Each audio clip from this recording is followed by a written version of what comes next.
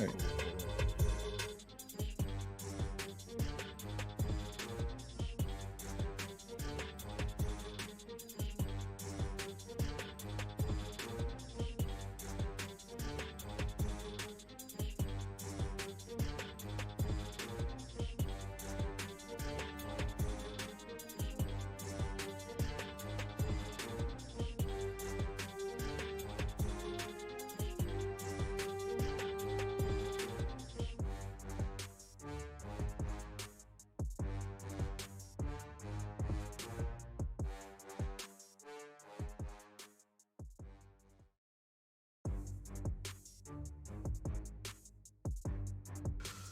All right, let me make the mic high. What's going on, y'all? Rel, what's going on? Y'all in here early. It's good to see on a Tuesday. You know what I'm saying? Sunday. Oh, my man Frodo up in the building. That's what's up. It's good to see. Let me know how I'm sounding out here, bro. I'm just checking everything out, making sure I am good. Def Mobile, what up? Back from the dead, what up? Assemble, I see you in there. What's going on? Bounty Boom. What is going on? AKW, Cat Daddy early. This is good. This is good. We know how the levels get. Addict talk to the people. What's going on, guys? Thank you, sir. Thank you, sir. Yeah, man. Oh, he said I sound love. That's what I'm talking about. Luncheon, yeah, we hoping for a fire one, man. We hoping for a fire one. Thank y'all for the love. Tuesday special edition. It's good to see y'all up in here, man. Gameplay, Lord Colin into the Viper Den. Brave you all, respect me. Listen, Colin's a real one. Addict's a bit hot, 6 layer. He's a bit hot. He said you're slightly hot. Maybe your mic level a little high. Is that better? Yeah, it sounds good to me. That's what's up. All right, so look. Lord Colin has responded. He will be in the realm soon. Def Singer, what's going on? He will be in the realm soon. We're just waiting for the other Lord. Oh, man. We got Lords of Gaming.net, editor-in-chief, the legendary Josh Redding. What's going on? Assemble. Everybody's in here. Feels good. Yes, I'll let the king loose on the topic. I know what y'all want. You know what I'm saying? 6 9 said you good now. He said you good now. All right, so look, we're going to chill for a minute. Like I said, Colin will be up in here. Solver's pulling up. We're just waiting for King. And then 5 p.m. Eastern, y'all. Y'all know what time it is. The realm. Be back. See y'all in a bit.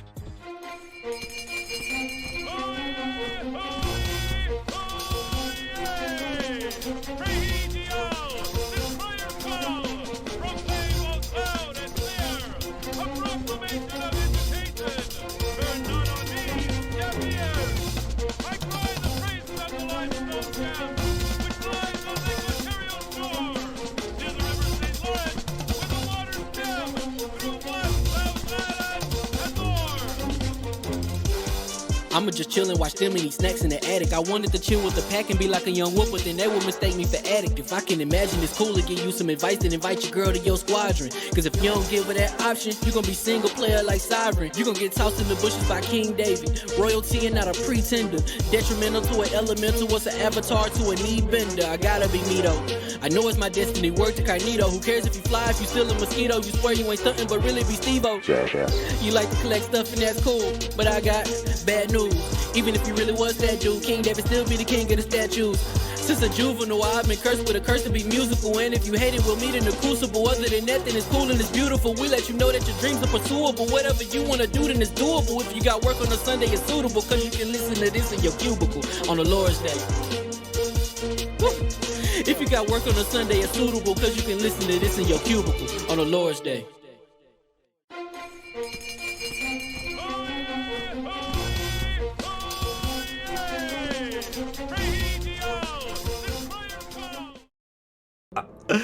All right, and 2 minutes. we are live with a hot mic. But before we start, I want Soft to actually take care of some super chats now. Okay, so yeah, guys. So before I say anything, I want to say in advance, thank you for any and all support that we get during today's show. But as you know, we have to respect our guest time, so we won't be reading the majority of the super chats. I'm going to read the 2 super chats that we have so far, and afterwards we'll read all the super chats. So thank you in advance. So thank you, Ron.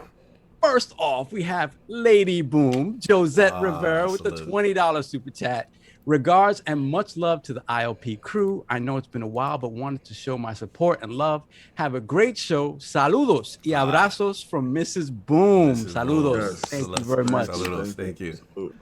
And then we have Adam. I'm going to say Adam. With the $10 super chat. Hail to the Iron Lords and to the Lord of the Last Stand Empire. Guys, I've been thinking a bit here. Do you think Microsoft might have Ocean's 11, the games industry and media here with all of their moves? I don't know. Let's see. What else we got, Sal? Okay, we got 2 more quick Here they come. Yeah, here they go. Plan to take a 2-hour nap. Clutch Man with $2 super chat. Plan to take a 2-hour nap, but ILP plus Colin equals not today. That's right.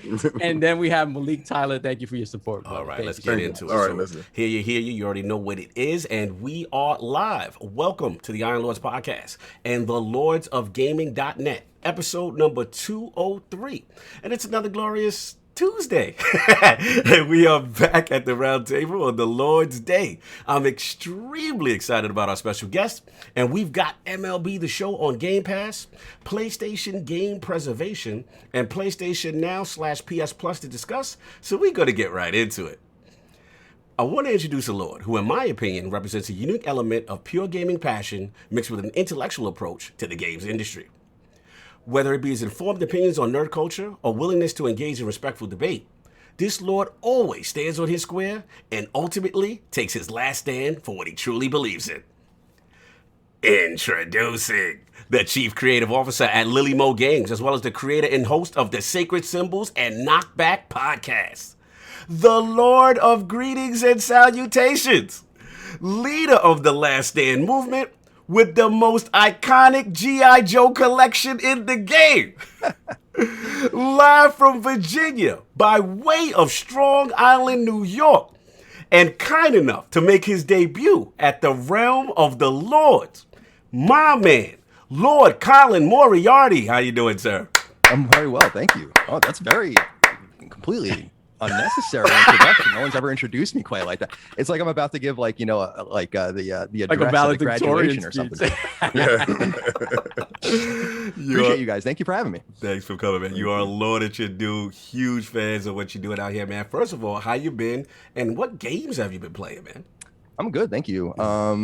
So games. I've actually been playing Wild Arms 3 for like 2 weeks for no reason. It's a old PlayStation 2 role-playing game, and it's on PS4, like back, when they released like a bunch of backwards compatible games in 2015 and 2016, and I just feel like playing it. And my girlfriend makes fun of me every night because I actually can't stand the game, and I just keep getting further and further into it to where I can't stop. Like it was like, oh, I put in 20 hours, and then it's like, oh, I put in 40, and now it's like, you can't stop. I mean, it's just a self-fulfilling prophecy. So I hope to almost be done with it, because we were kind of stuck in this space where nothing was coming out, and so we kind of still are in that space a little bit. And so I've been trying to take advantage of it, but with really random and frankly not very good games. You should have just replayed one again. That would have. Oh yeah, I mean, Wild Arms 1 is one of my absolute favorites. It was funny because I bought this game when I was a freshman in college, as I remember, and it was all coming back to me as I was playing it. I'm like, oh, I remember why I hated this game. Everything, almost 20 years later. So it's but no, that's pretty much been it. I'm interested in trying out that People Can Fly game outright, but it seems like there's no reason to jump right into these games because they're always broken. Yeah. So I'll just wait a little while and then. Yeah, like I said, there are definitely some server issues in the beginning. So you're not wrong for that mentality. At the end of the day, usually first week, right, Addict? My game crashed like 10 times. Yeah, the crash. It's like if the network is popping, the system ain't. yeah. And then right now, I think they're working out the kinks with cross-play. Between cross-console is fine, but when you include PC right now, I think they're separating Steam and Epic for right now. But that's cool. So you already know we got to get this thing going. We got the 4 horsemen of gaming, those original lords of the realm here at the round table with updated, time-sensitive King. I'm on you if you go long intros. My co-host with the co-host, my brother from another mother, the difficult game conqueror, lord of his own world, and the how of the young wolf. My man, Lord Addict, how we doing, sir?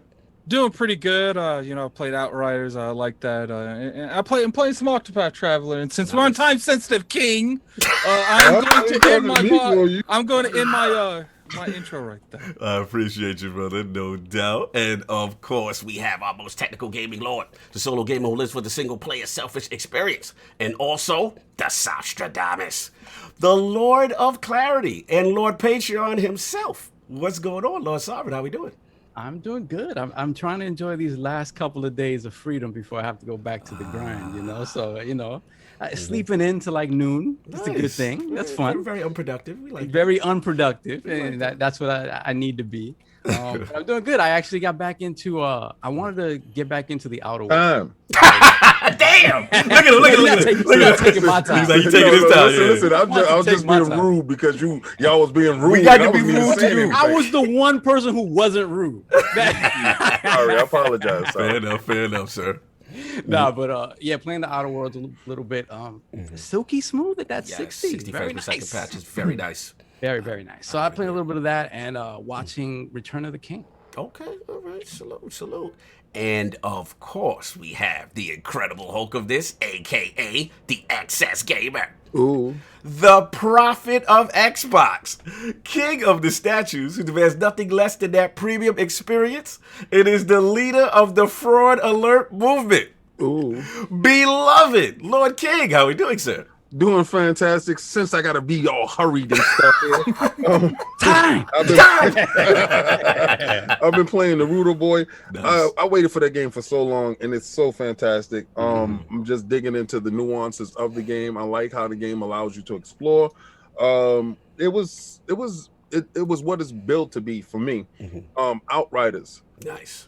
They should have never put out that demo. Yeah. I'm not gonna lie. Oh, really? The demo had turned me off from the terrible pacing with the cutscenes. The game feels better. It feels more complete. Yes. The server issues, of course, I don't think they thought they was going to get as much traffic, as they got, but 25 million. Oh, is that the GamePass plug that I need to be So we keep going up by like 5 million. The GamePass plug. Here we go. Every couple of days is a few million. Yeah, now it's 25 million. Yes. Well, I'm just saying, since announcements is happening. Yes, you have the live metrics. I forget. It's just the fact that a lot of good stuff is in there, and I'm getting ready to play Empire of the Sun. I saw my boy playing it, and Nice. I downloaded Vermintide 2 because I finished Vermintide 1, liked that game. Vermintide 2 looks like more of the same, just more cleaned up. So definitely want to dig into that. But yeah, no doubt. Appreciate you, Outriders brother. right now. Outriders in the building. And of course, we have the gaming ninja himself, the Shinobi, LordCognito, spreading that realness in the realm of the ILP. Not telling you what you want to hear, but what you need to hear. Same thing, man. A lot of Outriders, been playing a lot of it, really enjoying it. Like the looter shooter grind. It's just fun. It's just a fun game. They've got a lot of great quality of life improvements. The UI, it's fantastic. Yes, the disconnection problems are there. Yes, we're not. That's a huge problem. It's a huge problem, and hopefully, because we're looter shooter veterans king and addict, you know, not soft, but not he's at all. single player guy. But you know, the thing is, you know the heartaches in week one. So let's give them a little time to sort out the kinks. But they got something for solve. What I like is the story isn't as terrible as people are making it. Actually, I found myself being drawn into the story, and the side quests are implemented so nicely. Like it's not intrusive to you, and if you go up to an NPC that has a quest for you, the story narrative right there, the interaction in between, it's really nice. It's really good. That's cool. Time. Last point I'll make is that you're funny. Last point I'll make is that once I stopped trying to take the story serious and realized they're not taking it seriously, then I was enjoying myself. So that's where I was at with it. But anyway, so look, last word with Ebontis went down with, we had Philip Carlisle on, fantastic guest. He has horrible opinions on Mass Effect, but I still forgive him. He still says Mass Effect 3. Mass Effect 3 is the greatest, so I had to shut his mic off. But anyway, so that's what I got. We got to get into it. But so now we got to what the Lords have been playing. We got to focus on Lord Colin. His video game system history, his journey in games journalism, and of course, what led him to creating the amazing LastStandMedia movement. So, Lord Colin, let's start from the very beginning. What were some of the first video game systems you had, and what got you into gaming? The NES was my first console, and my brother's 11 years older than me, so I'm the youngest of 4, so I had a great access to old things when I was too young for them, really. So I was born in '84. My brother already had an Atari 2600. I'm sorry, I didn't mean to interrupt. No, you good. I said I envy you guys. I'm the oldest. I didn't get that privilege. I was totally a mistake. I mean, there's no doubt about it. You know, all my siblings are like 18 months to 2 years apart. Like, you know, my brother and my 2 sisters, and then 6 years later I pop out. So, God only knows. But yeah, I had this real great advantage, and it was built in, and so I was playing games at a very, very young age, a formidable age with my brother, and so Kid Icarus is probably the earliest game that I remember really playing, and I love that game. But you know, IREM Kung Fu on NES, obviously the Mario NES games, and Final Fantasy, and the what we knew was Dragon Warrior, and all of that stuff. So that was the beginning. Was that era, the late '80s, you know, mid to late 80s, early 90s. Yeah, absolutely, man. NES, tremendous memories, man. What a console. And still my favorite console. Classic. Oh, you already gave an answer to a question I was going to ask. Oh, I'm sorry. Yeah. No, you're good. You're on fire. You're in your bag. I love it. Yeah. Always have it in my heart. You're good, man. I guess my question is, as a Sega kid, I got a fanboy a little bit. So was there no intrigue on the Genesis ecosystem at all? Was there any temptation? Yeah, there was. I mean, so on my nostalgia podcast, Knockback, we always bring up the family called the Kochers, who are our neighbors, and they had everything. They had like the Master System, which I had never seen until like only in that house, and then never again until like 25 years later. And like they had Genesis, and they had a PC and all that. So they had like all the stuff that we didn't have, and we would trade back and forth. And I remember being really first of all, I'm a big sports fan.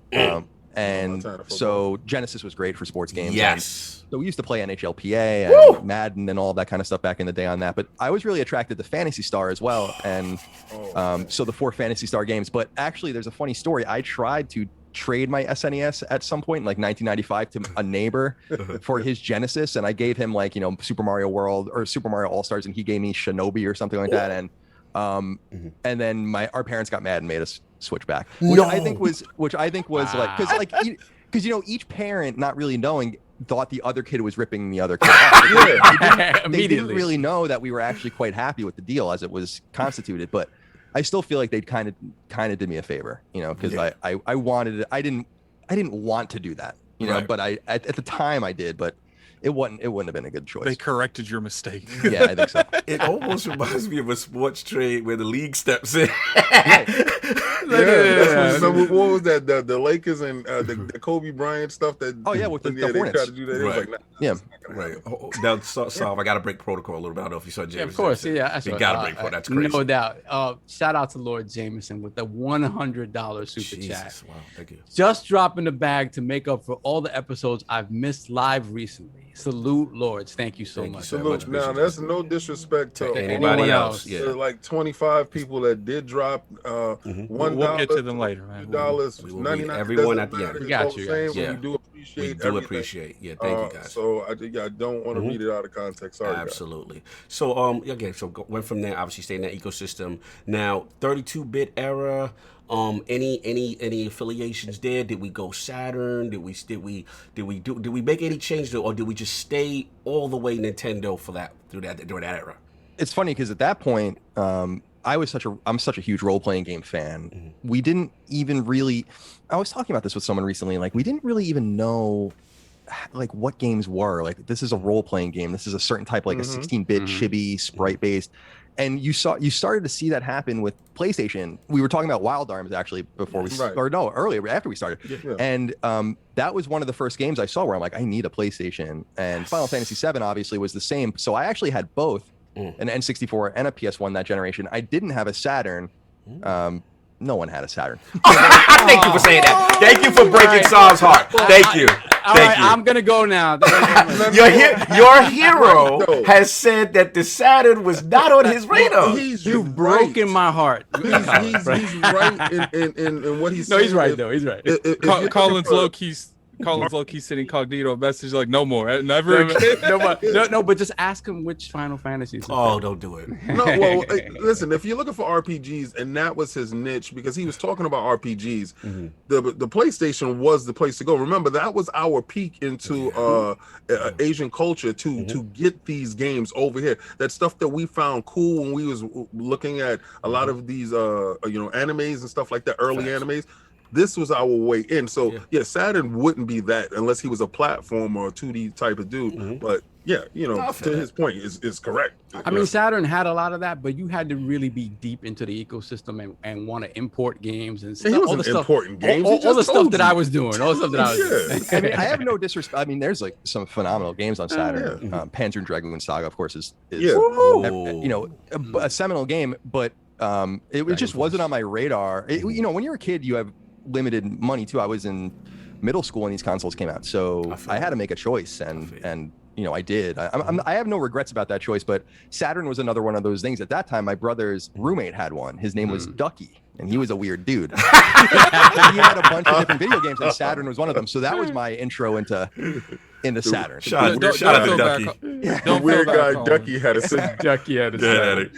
Ducky had a Saturn. He did. Don't feel bad, man. I didn't have a Saturn either. No doubt. And again, 32, and then obviously PlayStation excites you. Now, Nintendo still, you got 64, you got these other things going on. Obviously, I know you said finances and your age at that time, so usually it was about one. So was it a situation that, seeing that PlayStation ecosystem, that Sony, that great console, was the excitement just bubbled over where that was the focus as soon as the PlayStation 1 came into the picture? Yeah, primarily. So I remember my brother went and got the PS1 that fall in '95.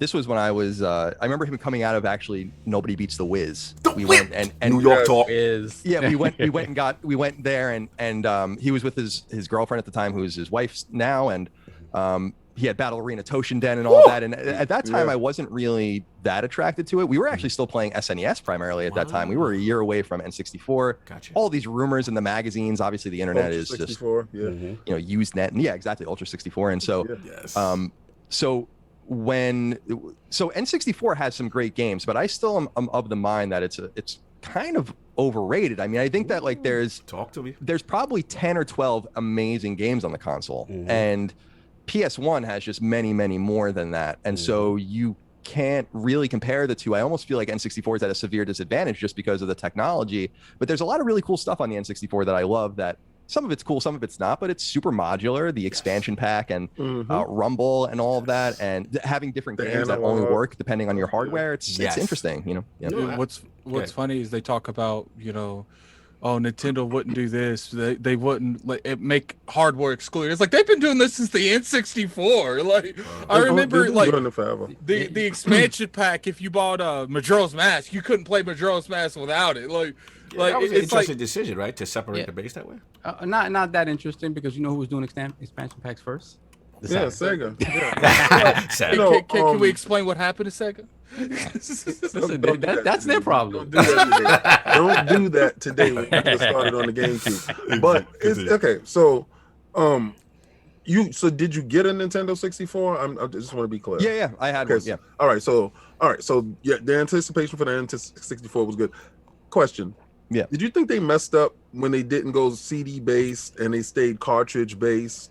Because I think CD would have helped out the N64 as far as other things that they could have done with the console, because the PlayStation had a clear-cut advantage when it was CD-based, and Final Fantasy was like the number one catch. You know, if they would have went CD, they wouldn't have lost Final Fantasy. Right. There's that early Final Fantasy VI demo actually that's running on N64. Yeah. And which is cool, like just when they were showing off Ultra 64, so you guys know all about that. But yeah, I think it was a catastrophic choice, and it cost them relationships with all of their partners, either permanently or at least for a time. They lost SquareSoft at the time, which was a huge loss, as you said, and they made a choice, and they were interesting choices when you think about it. They were like, we want polygons and we want load times. Good point. And PS1 was like, we want space and we want depth. Yes. Yeah. And it's kind of actually now when you think about it, it's like, well, that's an obvious choice, but it wasn't so obvious back then, because Nintendo, we were buying $50, $60, $70 games on NES and SNES that you can beat in 2 hours.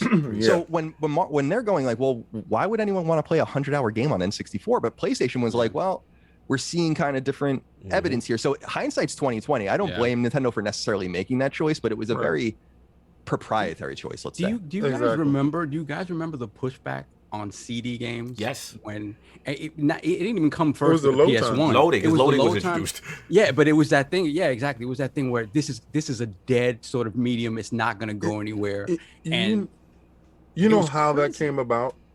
Because, all right, and this is a direct comparison, because I had the MVS Neo Geo console, cartridge based. Remember, Cog, when I went and I picked up the CD based console and we got it in the house, and I had both of them side by side, and we put both I had the cartridge and I had the CD. Right. Cartridge straight through. Yeah. CD, they had a juggling little monkey in the corner. Oh, remember the monkey animation? Yes. And in between each fight round, there was a juggling monkey in the corner. Yes, I remember. So yes, anybody coming from that, and I knew at that point, I'm like, oh no, it was a one-time speed CD drive.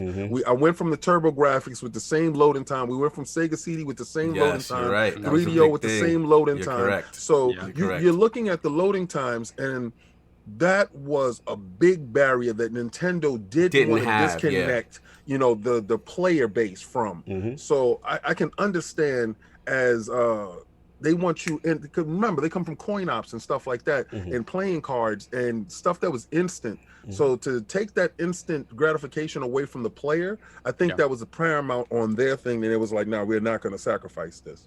Yeah, no, I hear it. I mean, like I said, I think we had his N64 Josh on, and as a Nintendo guy, he was saying like that was one of the detriments, that he just couldn't get into the Sony ecosystem, even though graphically, fidelity, everything else. But I feel like at the end of the day, regardless what decision Nintendo made, the games they made with that platform changed the whole industry. Oh, for sure. Transformative. Yeah, so I was gonna ask. I want to be kind of like that. Hopefully, he's back. I want to ask Colin this in reference to a company we kind of glossed over. What you're known for as from a developer, but handhelds. I seen an episode with you in the legendary Matty Plays. Those guys over there at the front. PSP, Game Boy. Oh, there we go. Put it to the screen one more time. So put that glorious. This is one of my reserve ones in case the other ones die. I got 3 as well. So. The legendary. I told people on Sacred Symbols for 2 years to go buy your Vitas because they were going to start going up in price, and everyone's like, well, I'm like, it's too late now. I mean, good luck. Oh, it's a wrap. Yeah. Yeah, I love handhelds. Yes. Game Boy was like a seminal machine for me. Yes. And Game Boy Pocket and Game Boy Color, of course, to a lesser extent. Game Boy Advance, of course. I mean, we just had, not just had, well, it just came out in Japan 20 years ago, but I remember in the summer of 2001 getting my Game Boy Advance, Arctic White, Castlevania, Circle of the Moon, Super Mario Advance, which was Super Mario 2. Yeah. And I remember so clear as day getting that because I got it the same week that I got a 311 record that came out that summer too. And so I just have these memories of that. And so Game Boy Advance, the clamshell, of course. Nintendo DS was another thing. So when I was in college, I was obviously poor. Big fat hamburger. Oh yeah. Yeah, I was happy for that hamburger, I swear. It was so my friend I went to Northeastern and my friend went to Harvard, and I had jury duty, and I was like in this thing for like fucking 2 weeks. It was like a civil case. And he had lent me his DS. I had never played one before, and I was just enamored with it. Just absolutely, I couldn't believe how cool it was and how good it was. And what a fun! That's why 3DS was so disappointing to me, because it was such a fall down from the DS, and the GBA. I was gonna say too, just for jokes purposes, the failed ones along the way while Game Boy dominated. Any experience with the Atari Lynx and the Turbo Express? I was going to say that. So the Lynx I played later. We had one at IGN actually, and the Nomad. But my friend Cody had a Gamecom. Do you guys remember that? Yeah. It was like the weird PDA, but they had like Resident Evil on it and like all sorts of. So I remember him having that. But I never really. I knew someone that had a Wonder Swan, but that's not really a failure. It was great in Japan. Wonder Swan was fantastic in Japan. Neo Geo Pocket was fantastic in Japan. I had every like handheld. Turbo Express was probably the most expensive handheld that I've ever had in my life, and it was just it was just huge. And I had a TV tuner. Yes. My Game Gear. A lot of them all the way up until I really got my hands on that first fat Game Boy. And I had Tetris. Very simple game.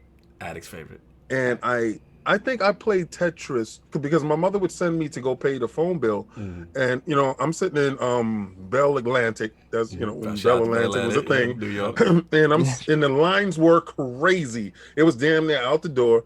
So I'm at the line, and I really didn't care because I'm playing Tetris all the way through. And it's like, and the battery life was phenomenal on that thing. So yeah, I get you. Handhelds definitely bridge the gap for our gaming to get back to our living room. So I think the Switch was a perfect marriage when it came to that type of thing. By the way, I want to say, because you were talking about decisions Nintendo made poorly, not having a backlit screen was a huge boon for them. It was kind of a bummer on Game Boy Advance because I remember playing Castlevania under a lamp because it was so fucking the little light though. You didn't get the little bendy light? The little it was like a little $15 bendy light. I had it for Game Boy, but like where it also magnified the screen. Oh yeah. Remember that? Yeah. But I love it, because you were saying, born and raised in New York and all that. Everyone that I've ever known that has had lots of different consoles and access to consoles, we all come from New York, which I think is so weird. I think a lot of it just is because of the access to that market. But the only people I ever knew that had TurboGrafx or anything like that, all New York. So Did you ever? I mean, you living in Long Island, did you ever really go and kind of hang out in the city, arcades wise and stuff like that? No, I mean I did when I was older, in the late '90s, early 2000s. I used to go into the city primarily to play chess. Okay. So my brother used to go into the city to play games, and I used to go in sometimes specifically to Chinatown because you guys were saying we didn't. It's so funny because we didn't know how much we were being imbued with Japanese culture, like you said.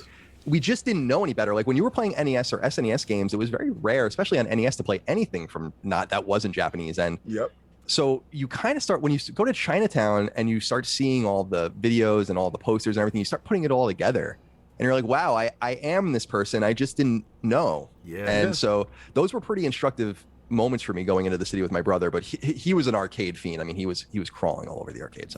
That wasn't so much my scene. Gotcha. Yeah, I mean, it's so like you actually. So I'm sorry, go ahead, Kate. No, I have a question because. So did you go to like Chinatown on Elizabeth Street in that area? Because anytime we had to get imports or because that was a huge scene for us. right? We would go down to Penguin Village, or they were J&L. They was right across the street. It was they had a war going on, right? So, and because one of the employees actually worked at Penguin Village, and something happened, he opened his own store, and that was the greatest thing that happened for us because they had a war going on. So it was bidding prices, and they'll see you get ready to go downstairs. I'm like, hey, my friend, come inside. So you go inside, and they'll tell you what the new stuff is coming out, and that's how you know about the Japanese Saturn and stuff like that that was coming out. So did you ever get a chance to peruse the import market? Yeah, so I was probably between the ages of like 8 and 12 during this time, so I don't know exactly where we were. Right. All I remember is going.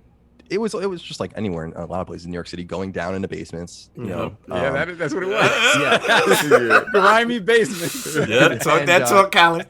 Yeah, exactly right. I know like one store would be like would have manga that you've never even seen or heard of, and then another store would have like just bootleg NES games, and soft no. I don't know what you're talking about. It was incredible as a young kid. Like you had no idea what the hell was going. I mean, I had no idea what the hell was going on because I think I told the story on one of my shows too that we actually had the Kochers, as I brought up earlier. Yes. Their dad had was in a business, and one of his partners went to Japan, and they came home with I didn't even know this at the time. It was a Arkanoid on a Famicom card shoved into one of those things that was then put into the NES, and I was like, oh, it was only like 10 or 20. You had to actually use a ribbon, like a cloth ribbon, to pull it out because it used to get stuck in the NES. Wow. Right. And I was like, what the hell? And in my mind, I'm like, oh shit, we were playing Famicom cartridges on this weird bootleg thing. I didn't even know what the hell it was because we didn't have the internet. The extender. It was because they were region lock things, and we learned very early on. Shout out to the people that found out Racer was able to region lock the PlayStation. How to do workarounds. My mother thought I knew Japanese. Because I had got Final Fantasy, I think it was Final Fantasy 3 for the Super Famicom, because I went and got a Famicom. I had a Famicom and I had a Super NES. And I played this game in complete Japanese. And it was just trial and error, learning and writing down, okay, this is what this spell is. Push the wrong button. Okay, that doesn't. Yeah, exactly. Well, this killed me. This didn't heal me.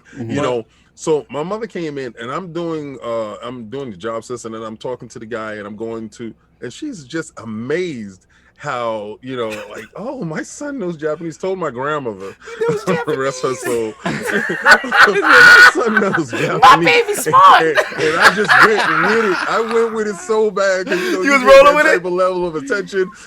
Our family cookouts. They're like, oh yeah, David knows Japanese. He's a prodigy. My baby's a prodigy. He's a savant. Awesome. Took it to the next. I'm like, I can read it. I can't talk. Shout out to GameFAQs. He took it to the next level. Every time she came in, he was making sure he was watching like anime with the Japanese subs. No subs. Boy, it's pure. Watching it. Oh man, it's like fun game history. I love what I'm hearing so far. This is great. We got some handheld talk. We got some PlayStation talk. Gotta ask, during that era, the OG Xbox also launched, sir, or that 360 any appeal at all at that time? Yeah, so this is when my finances started to open up a little bit because I was starting to get, I graduated high school in 2002 and went off to college. I had a job finally and all that. So so I got a GameCube at launch and I got a PS2 at launch.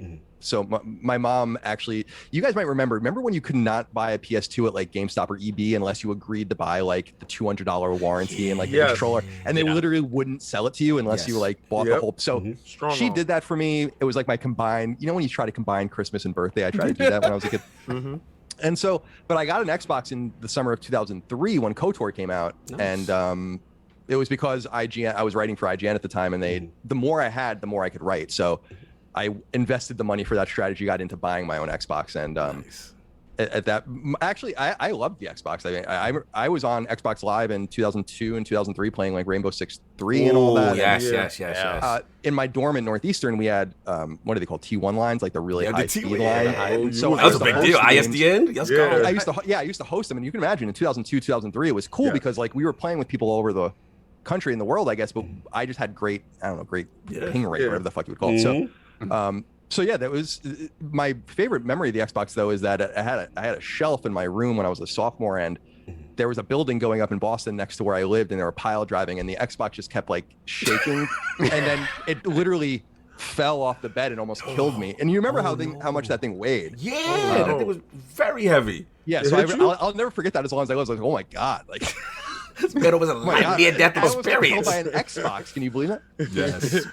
Xbox almost took me out. Bro, no, that thing was no joke. Yeah, man, tremendous memories. I remember being one of the alpha testers for Xbox Live at that time. Just an exciting time, right? Because you had, LAN parties and stuff with Halo if you did the local area connection. But then the introduction of Xbox Live, which was kind of groundbreaking and stuff like that, with just playing online with other people. Tremendous. It changed the dynamic. Mm-hmm. Because up until that point, and I know you can attest to this because you had a Nintendo 64 with the first console that you were able to actually plug in 4 controllers. Yes. Instead of going to buy a Turbo Tap or something else to, do that. And you plug in your 4 controllers and you're playing Mario Kart or you're playing GoldenEye or whatever, and you're doing couch co-op. And that was the way that you actually got a chance to play with your friends, unless you had X-Band, something like that. Did you guys know anyone that had X-Band? I never knew. I actually, yes, I was. I had that. You know what it was? You had that connector on top of your. I had the Genesis one, and you had that connector on top, and you had to put your little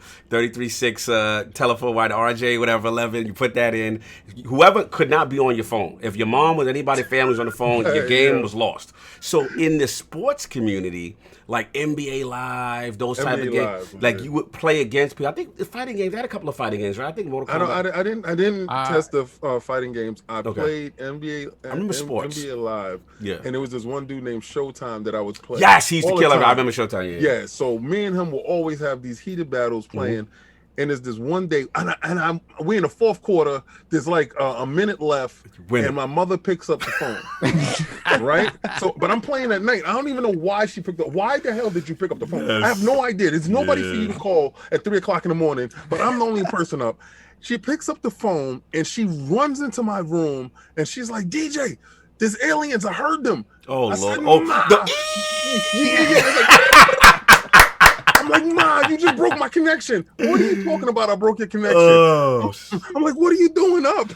Bro, shout out to the dial-up modems that ruined every competitive kid's dream at X-Band. I don't how slow were those games running? No, it was running fine. I'm not gonna lie. Really? Yes. I mean, it was decent for its time. I mean, listen.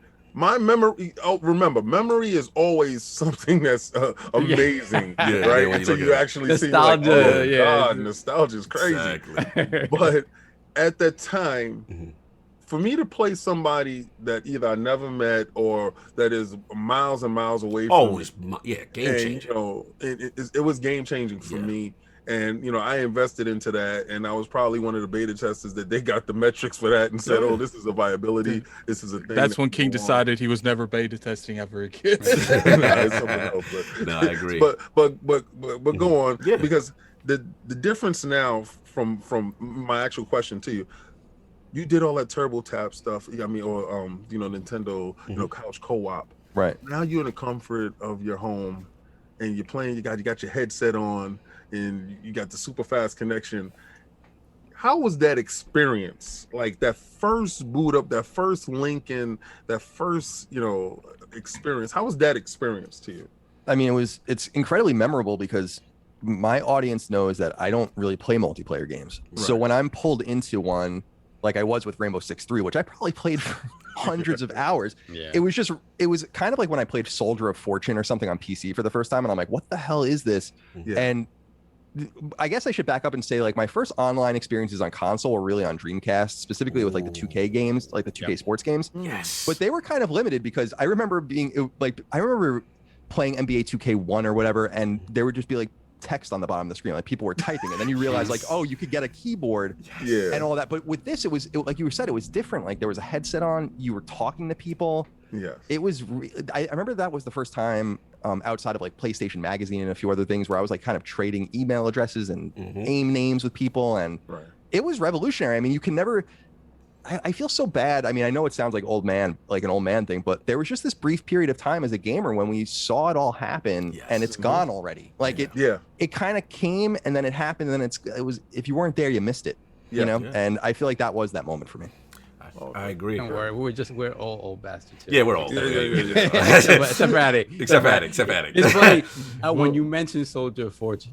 that to me, a King will remember. Yeah. That was the first game where when the moment I removed someone's leg, I was like, oh no, this is the greatest game ever. It is the best bad game I think I've ever played in my life. I love that because you can tear away any part of anybody's body.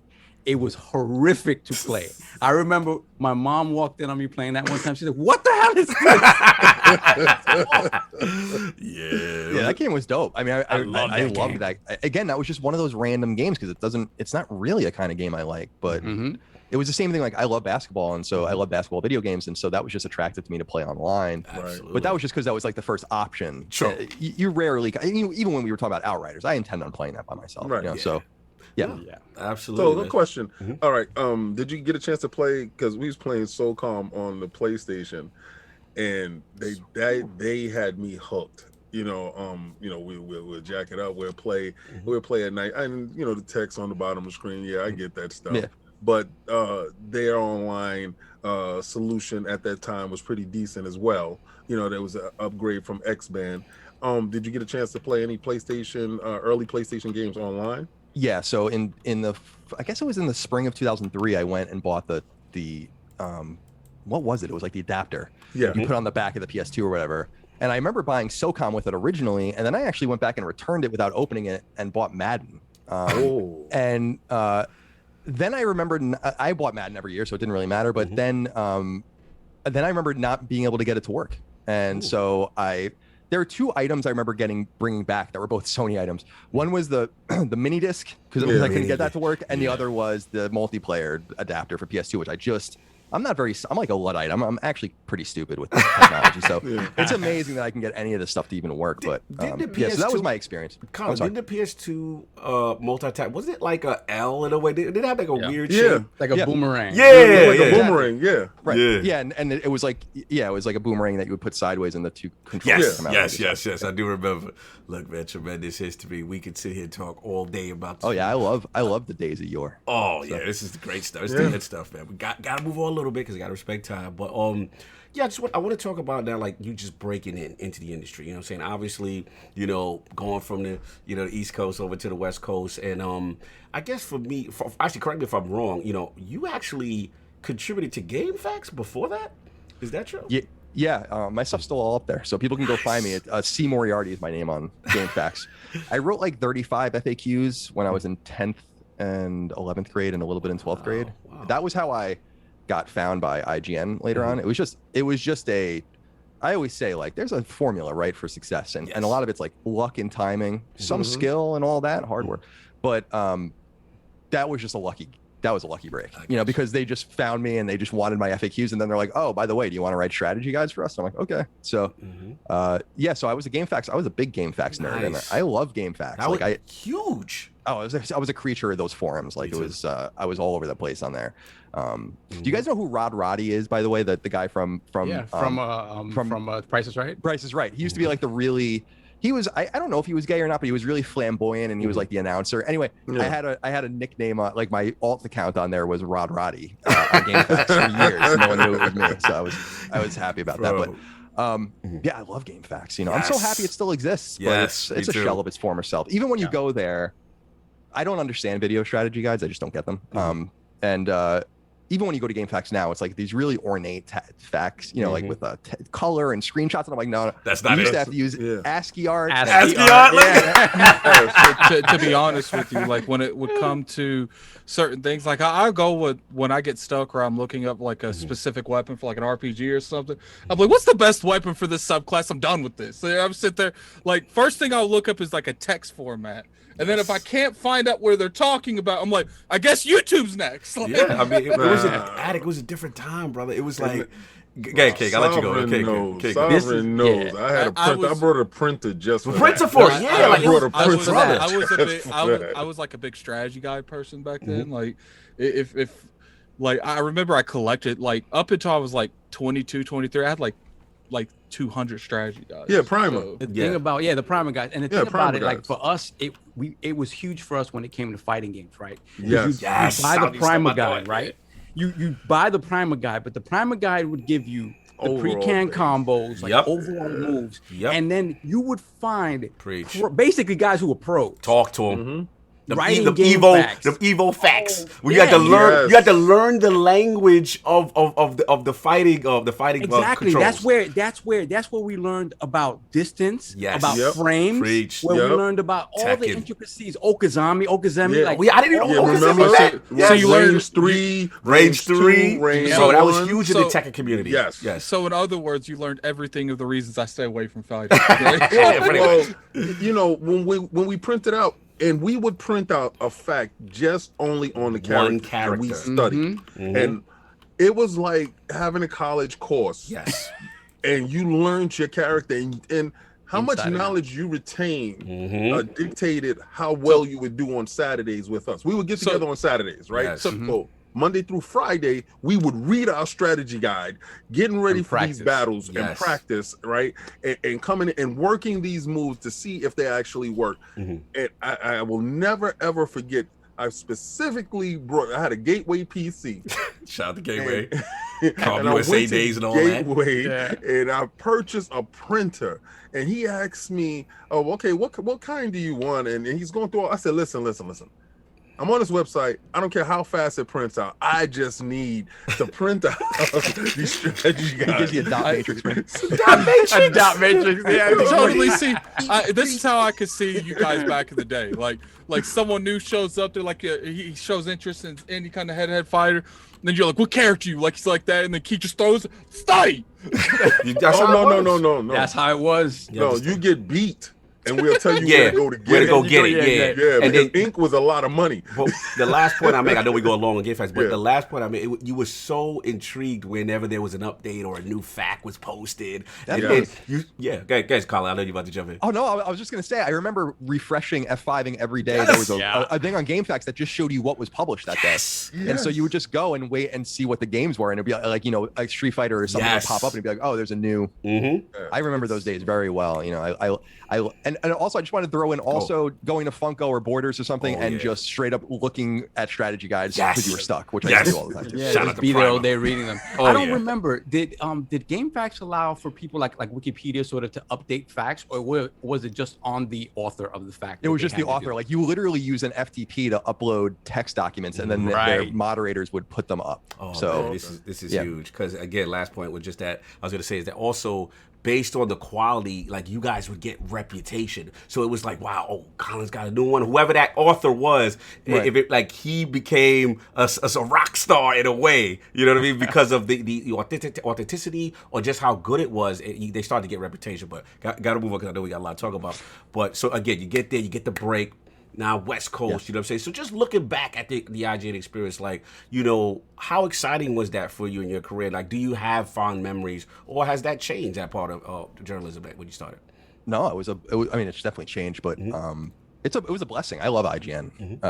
I don't so much love what the site has become, but I love what they gave me an opportunity. They didn't know me from a hole in the wall. People like Per Schneider, Tal Blevins, all those guys gave me my shot, and they didn't have to do that. And I did what I always tell people is I just kicked the door off the hinge when they showed me like just a little bit of light, like a photon came through the door. I was like, boom, you know, I was like, whatever I can do to be here, I'm going to do it. So I was an intern for 2 summers when I was in college. They actually offered me a job to write for the associate editor of the GameCube channel when I was 19, but I turned it down so I can finish college. And when I graduated, they offered me a job. I was actually about to start grad school, and they offered me a job. So that it all worked out really well, and I'm super grateful for them. I'm sad to see what has happened to games journalism generally, but that's not really an IGN problem as much as it's a other outlets problem. IGN's always kind of, and I don't mean to say it like this, because I think Ryan McCaffrey, who I think you guys I was just on it a lot. I love Ryan. He's a personal friend of mine. Great guy. With the exception of his work at IGN, no one does journalism there, and I feel like they're not even really trying to claim that they do that anymore. I think I was the last person that worked there, frankly, that was doing that kind of work, and it wasn't paying. You know, like it wasn't. It paid me, but it certainly didn't pay. Sorry, the sun's like going in and out, so I'm getting dark. Now you're doing that IGN slander. They turned your lights. It's like, shut him down now.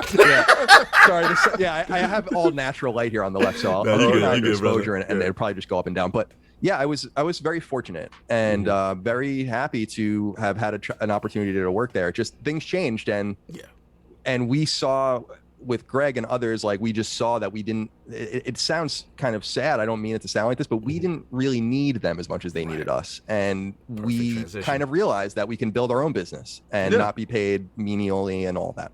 Yeah, well, you know, that's a thinking man's tool.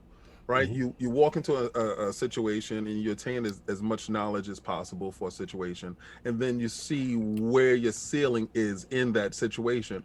When you see that you've reached your ceiling and you feel that you can give more, and you don't think you're compensated in the manner that you're supposed to be compensated in, you will seek other interests in making your own.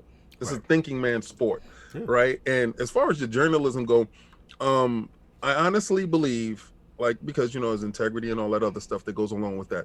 But I honestly believe that times dictate pace, right? And then there's a lot of times where right now, the first person to get the stuff out now usually gets the accolades, right? Definitely. But a real journalist, even if he's last, your name has to hold, your credibility has to hold. He will still garner the same amount of attention as the first person. Now there's so many new people that's trying to get that credibility and get that name that they forego a lot of things just to be first, just to build up that area. And that's why I think it went now, to be honest with you. I don't know, that's just my perspective of it. I don't know if that's your thoughts on it, but what is your thoughts on it? Because you already have the credibility to it, so you can already say that whenever you put something out, you don't have to be first. You're Colin. Right. That's it's kind of true. I mean, in the sense that, like, people patiently wait, and in fact, I let the Defining Duke guys do their own thing and handle their show the way they want. But on Sacred Symbols, we have a rule: we don't even talk to PR. So.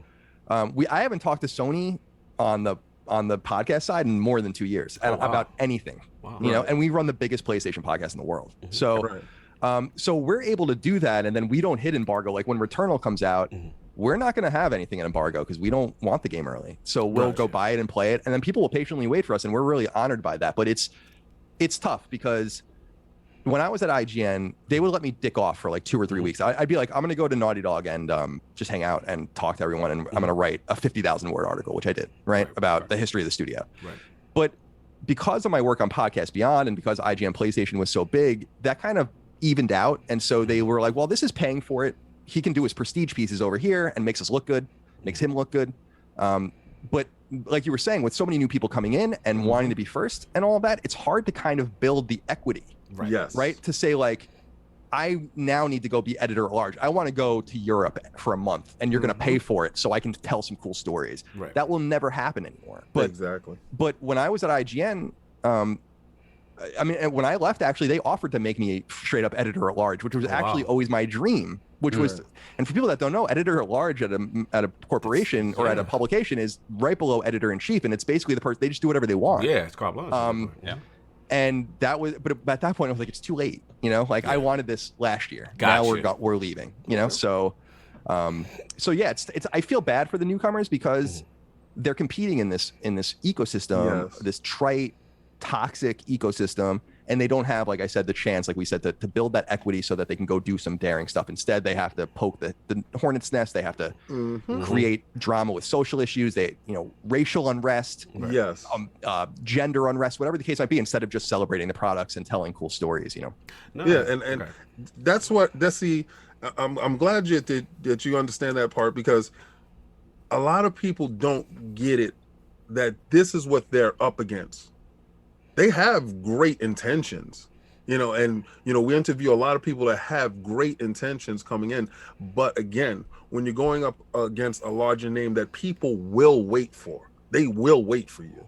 It's an evolution. It's an evolution of you're trying to be first and build it up. So I totally get it, and I can see where the industry goes and stuff like that. But sometimes I take from their pieces, because you can get a glimpse into the person by reading some of the text. Like, you move away the fluff, you can get exactly what you want from that person, because at lordsofgaming.net we have a lot of writers there, and I go in and I grab exactly. I can get a grasp of the person from the words. That's how it's written inside. Shout out for the shameless plug. We salute that. Well, no, it is what it is. But Lord's Gaming right? That was okay.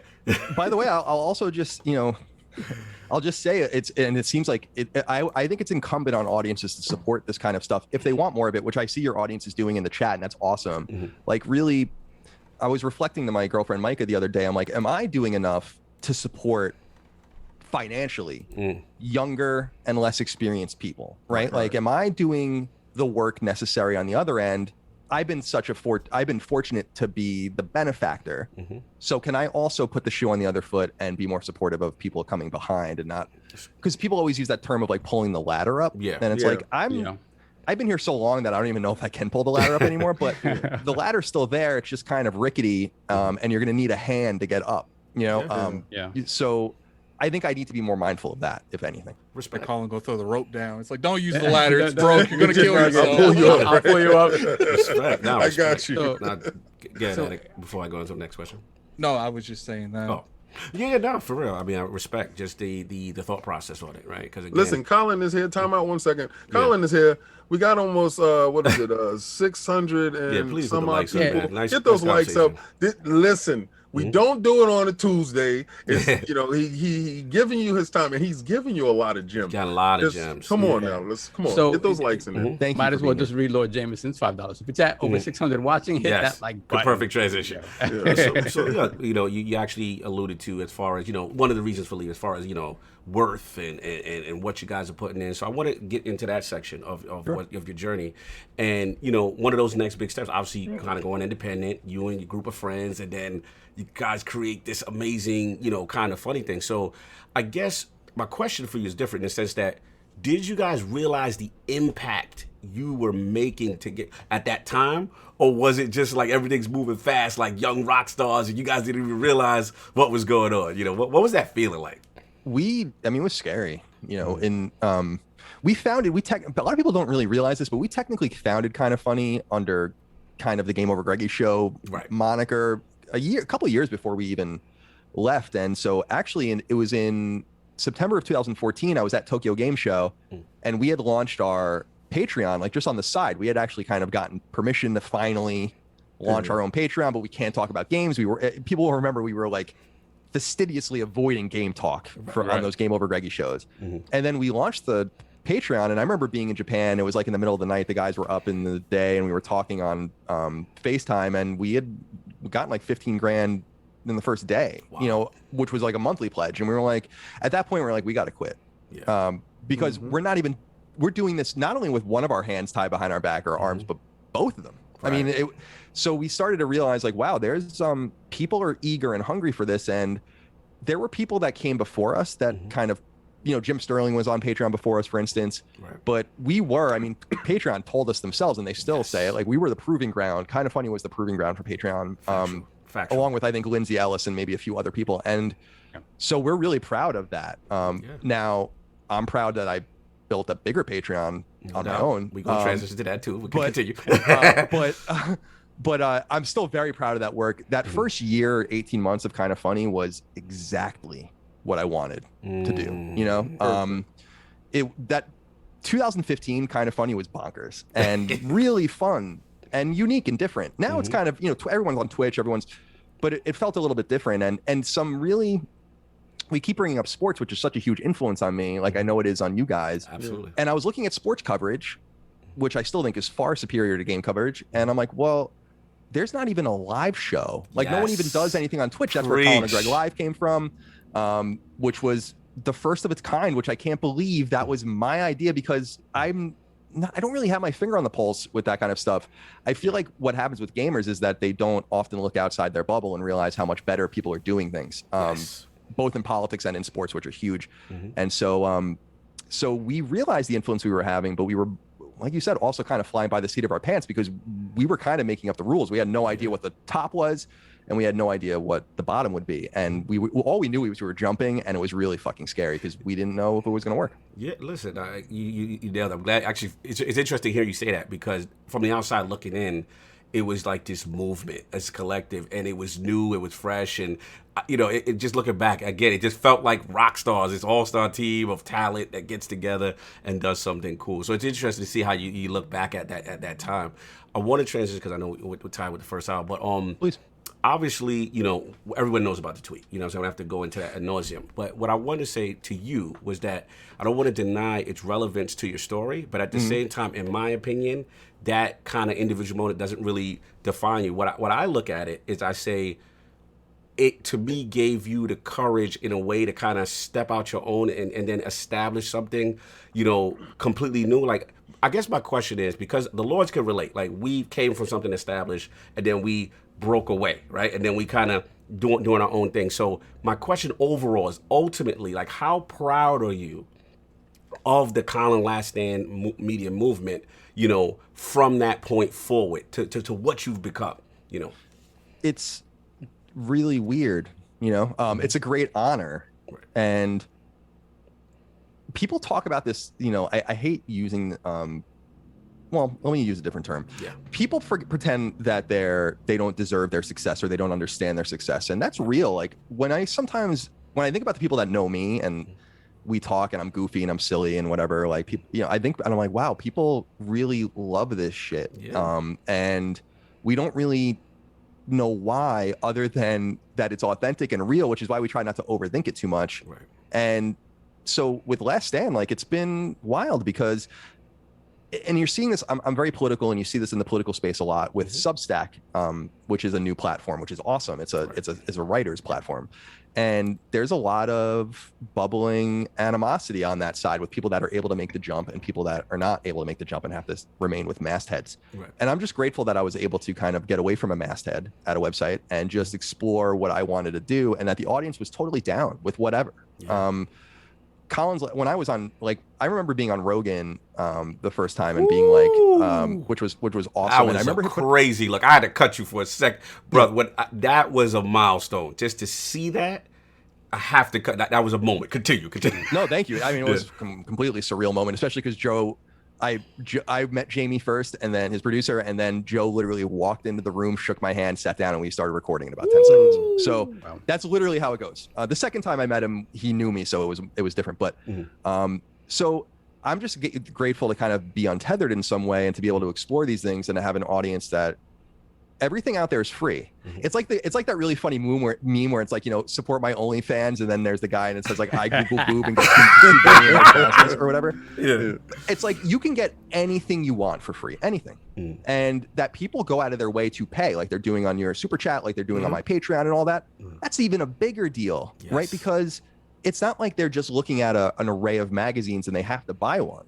They can say like, we can buy a magazine, or we can just go to this website or go to this podcast or whatever. And so that they're willing to, by the thousands and tens of thousands, like come and support this stuff says a lot about our content, but it also says a lot about the competitors in the old space, Yes. And in fact, it's pretty damning, I think. I got a question. Yeah. I got a question. All right. Let's say the tweet never happens. Right? Alternate world. Right. What if universe? Let's go. Where do you see yourself that tweet never happens? I don't know. My intention was, and the guys knew my intention. I know about that. Yeah, I know about that. I just want to know. Okay.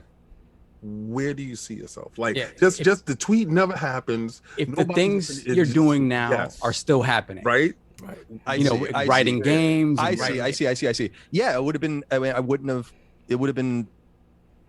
There wouldn't have even been a reasonable jumping off point to have any. Yeah. So that's like, I totally agree. It's like almost like a chapter book is being written. Yeah. Yes. And from that moment, the inflection point, the until dawn butterfly effect happens. Right. And you don't really know what's going to happen after that. So the funny thing about it, though, is it's kind of like a grandfather paradox, because like the tweet never happening means that there's a chance I would have been a kind of funny still, Right. So, See, that's so my it is, thing. It's almost impossible to examine the new content without that inflection point, because that was the excuse to kind of start it to begin with. Yes. So it's a very philosophical question, which I agree. What did it teach us? What did it teach you about yourself and what you could do and couldn't do, and sort of the rough spots that you had to sort of go through to get there?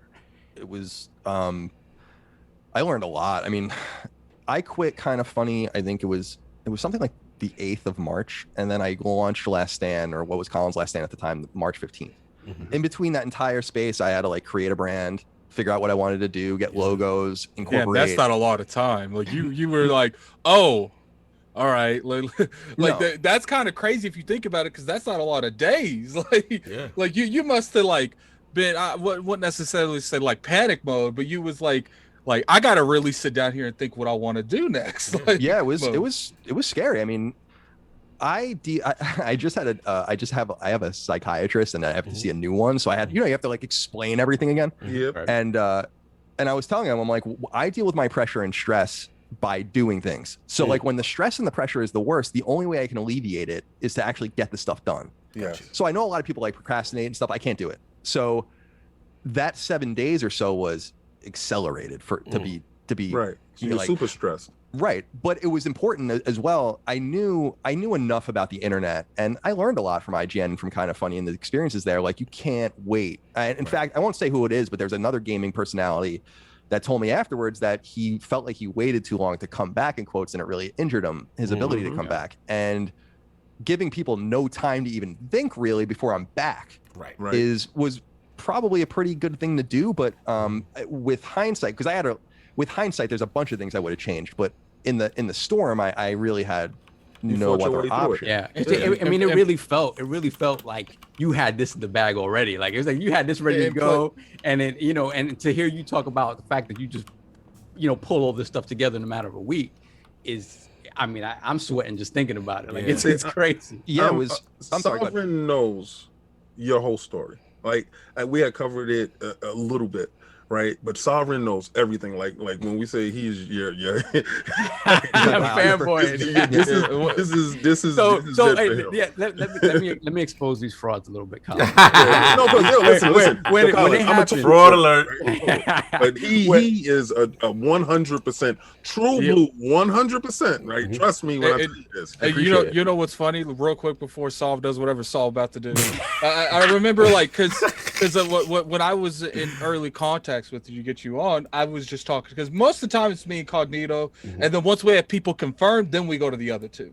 So we're sitting there, and I'm talking to Cog. I was like, I think he's coming on. He's like, yeah, that's cool. I was like, I don't even know how Solve and King, like, I don't even know if they know. And he's like, I don't think Solve knows. He's like, well, I was like, because we would know if Solve knows. Yeah, Solve would know. But continue, Solve. No, it's that thing where when it happened, that was my topic for that week on the show, right?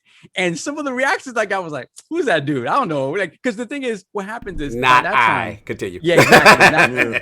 But it's that stuff where people sort of stop watching. When you sort of into the YouTube thing, people stop watching mainstream media a little bit. Like, it just, you start gravitating to certain types of messaging and stuff like that. So it was, they were like, "Oh, what's going on over there?" I'm like, "Oh, this stuff happened with Colin Moriarty. Colin was on, Podcast Beyond, all this stuff, IGN." And it was like, the reaction was not so much of a big deal. And I'm like, really? Like, what's going, like, it kind of threw me back, because I'm like, I've been following these guys from forever. Right. And to see what happened, it was very eye-opening for me. And I guess I'll get into my long diatribe since the opening has come. Yeah, so I might as well just what I think's crazy part though, like real quick, is like, we've been doing this so long. Like we have a podcast from the scenario that we're talking about. Like literally. That's why his story resonates with me. Yeah. Exactly. What I wanted to say, and that's the reason why I asked that question, right? Because in our situation, we were in a situation that I'm a team guy, right? Now, I can have my strong opinions all I like, but this is a democracy, not a dictatorship. Right. And we were in a situation where I felt that we shouldn't be in, because I believed in us as a team, as the unit, as the group. And I know you believed in yourself, right? Because when you're there, you're part of a team, but you are this stronger entity when you look at it in hindsight. And I felt that tweet was the catalyst, the birth. Because be it good or be it bad, the tweet came, but you fought through that because you're, like you said, under pressure. This is the ultimate pressure that you're going to get at this point in time, because you're in a position where you're, like you said, this is what it was on point. This is where you was at. This was your sweet spot. If that tweet doesn't happen, you're probably still in that sweet spot because it was very comforting. It was very to the point. It was perfect, right? So here's the catalyst to make you be all you can be after that, because a lot of this great stuff doesn't happen, doesn't happen, be it good or bad, right? I'm not either on either side. Right. And you can grow it to you.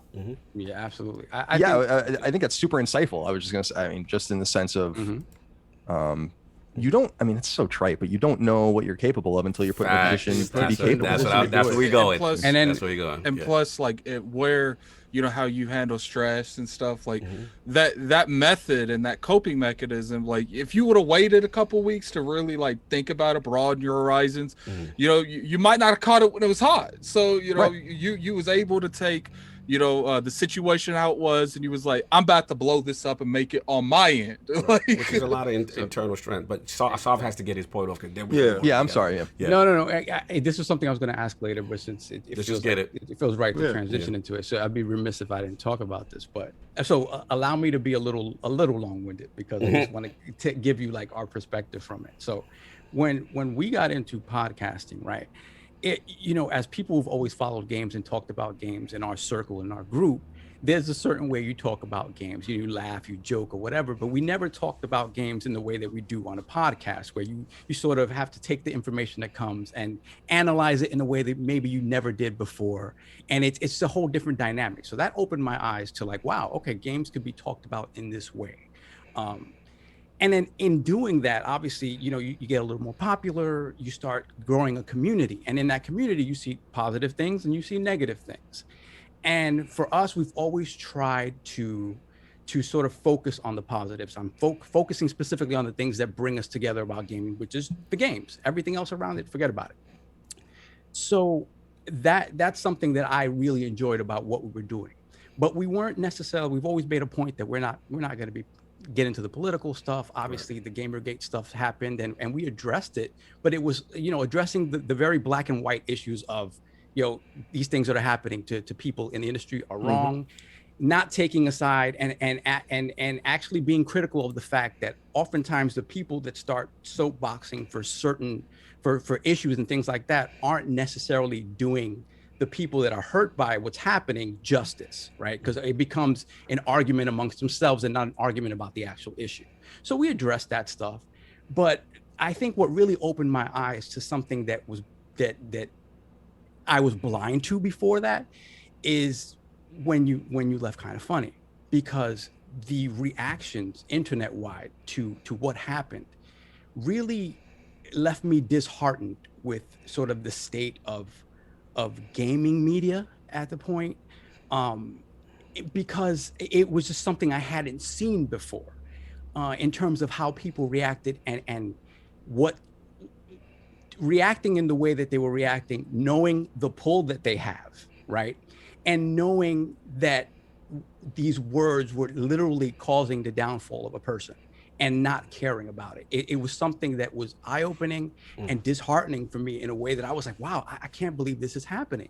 So the thing that bothered me most about, you know, what I saw in general in big games media was this sort of idea that, you know, we don't want to have the tough conversations with people that don't agree with me.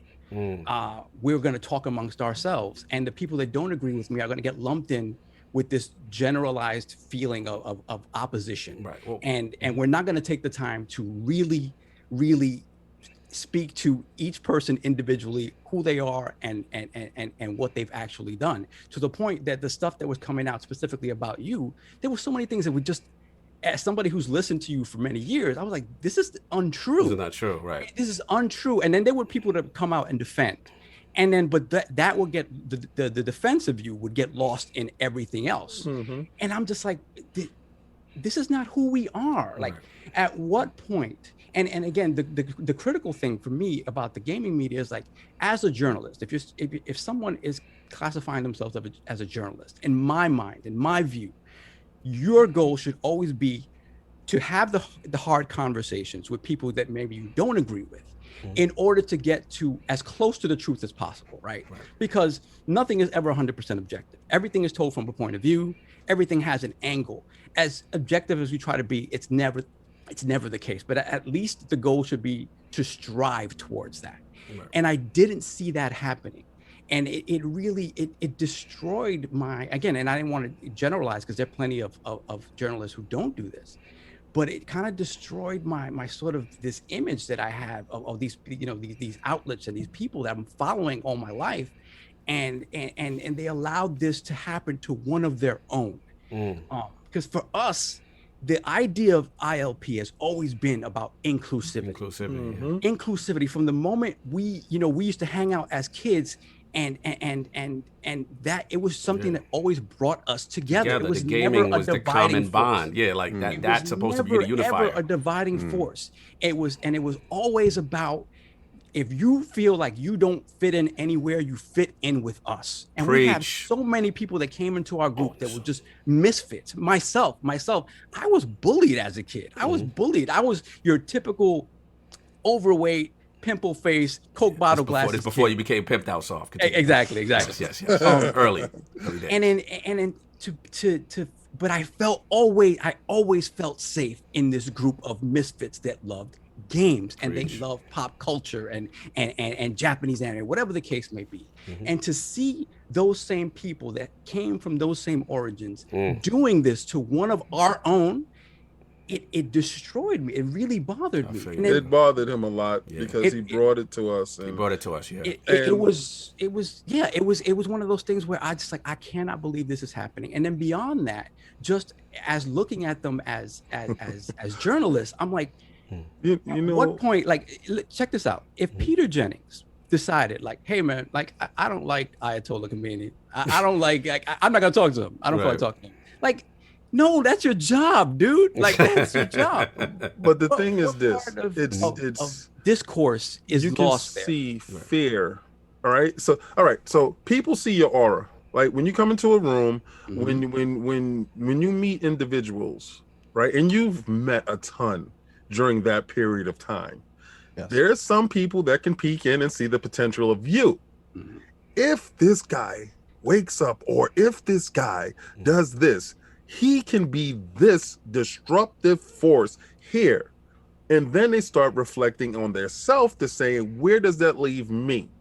Right? This is what I never understand about actual podcasters or stuff like that. If we're all part of a fraternity, right? I don't go out of my way to ever disparage any podcaster or anything like that. I don't do all that stuff. I don't have the time for it because I'm too consumed with what I'm trying to make us be. And I'm too consumed with planning on what we should be, because I know we haven't reached our ceiling, and I know there's places that we can go in this ecosystem, right? But then there's fear from people that you don't know that is watching you. What I saw from, and what I'm taking from this whole thing, was that they knew that this was an opportunity of weakness, and they felt like there was time for them to pounce. They did not know how strong Colin was at this point in time, and under these stressful conditions, and I'm glad you elaborated on what you do when you are stressed. Be careful, people. When he is stressed, he's going to go harder. He's going to go harder. He's going to go harder. He but went harder. Let's let the man answer, because we bloviating and we giving him a ball. My apologies. Gotta let the man answer. The roundabout way of getting to the question. Yes, let's get there. I felt like you was let's get there. They loving you right now. They preaching. They say you preaching, but we got to get there. I'm preaching. Yes, please. You touched upon it a little bit before. What is your take on gaming media today, where it is, where it can go to improve? And it's this idea of, sadly, that some outlets or people, whatever the case may be, seem to be on board with this cancel culture, which affects, to me, how they do their job, because we've seen it in terms of people not wanting games to come out, 6 Days in Fallujah, Kingdom Come Deliver, and stuff like that. And specifically what they're willing to do to one of their own peers. And also this idea of not wanting to have the conversations with people they don't agree with. Right. Colin, do we come back from this? No. I don't think we do. I think there's a lot here, right? Like, the thing about the culture war is that we all don't want to participate in it all the time. And I think that a lot of people that watched me appreciated the game stuff, but also appreciated that I sounded different, and that when that kind of stuff came up, whatever it was, 6 Days in Fallujah, but back in the day, for instance, or of course, remember Borderlands 2 girlfriend mode? Remember how big of a deal that was? And I wrote about those things from what you might call a conservative viewpoint on IGN. The thing about it is that when I was there, that wasn't controversial. It caused a lot of furor in parts of the internet, but they let me be who they wanted me to be, and that was myself.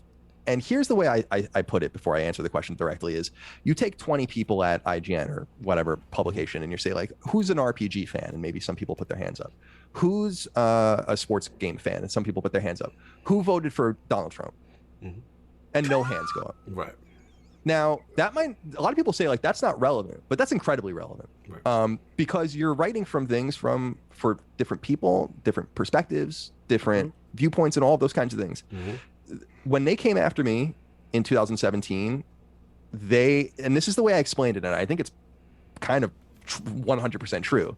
Trump had just won. I'm not a Trump supporter, but I am a Long Island Republican. They told us that you are. They banned us. They said, why would we have you on? And we got attacked. That way he's like, please get the facts right. Continue, sir.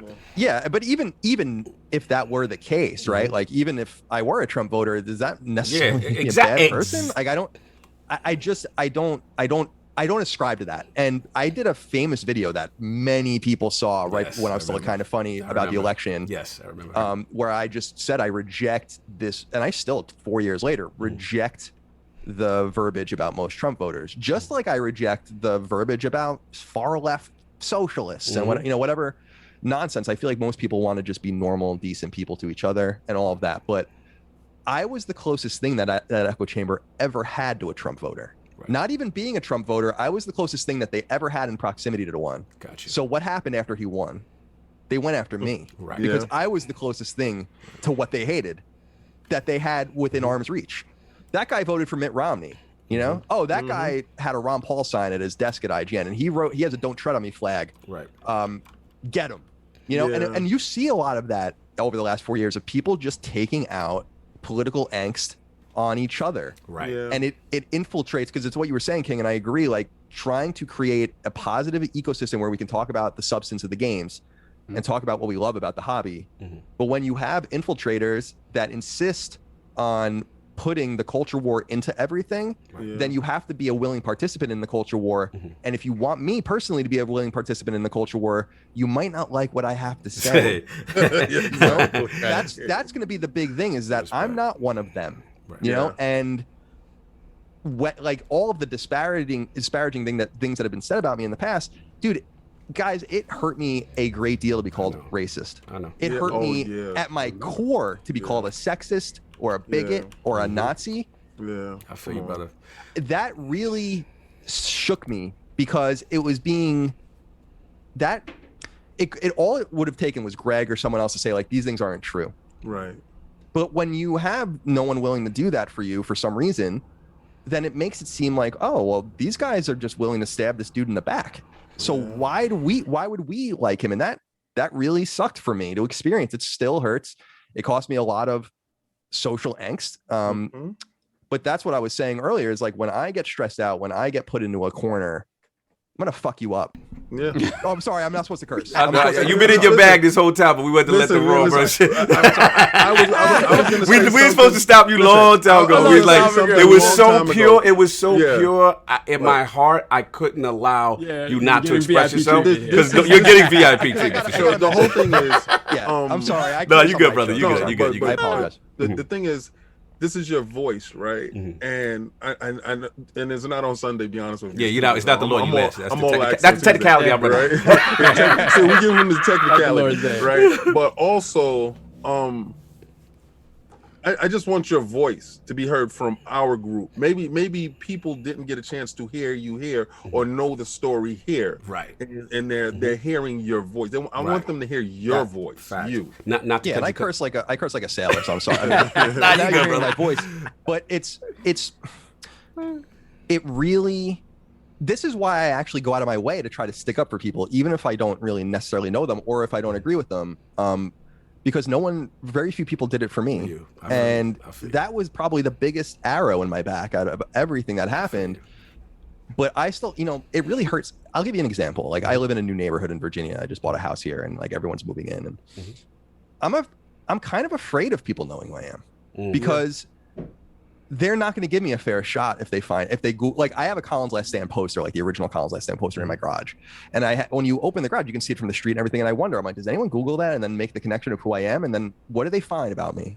Right. They didn't get a chance to know me. Right. They got a chance to know all of this stuff about me. And imagine if you're a black man or if you're a woman and you read this stuff and you're like, well, wow, he's what? Yeah. And it's like, I never got a chance to put my own mark on these people and to let them know who I really am. And so that's the most destructive part of the game of telephone. And that's why I will never forgive what happened to me. And I'm not a very vindictive person in a lot of different ways, but I remember every person who said something about me or didn't come to my I'm watching. And every time one of you drop out of the industry and fail, or every time one of you get a worse job or anything like that, or get laid off or need a helping hand or anything like that, I remember what you did to me.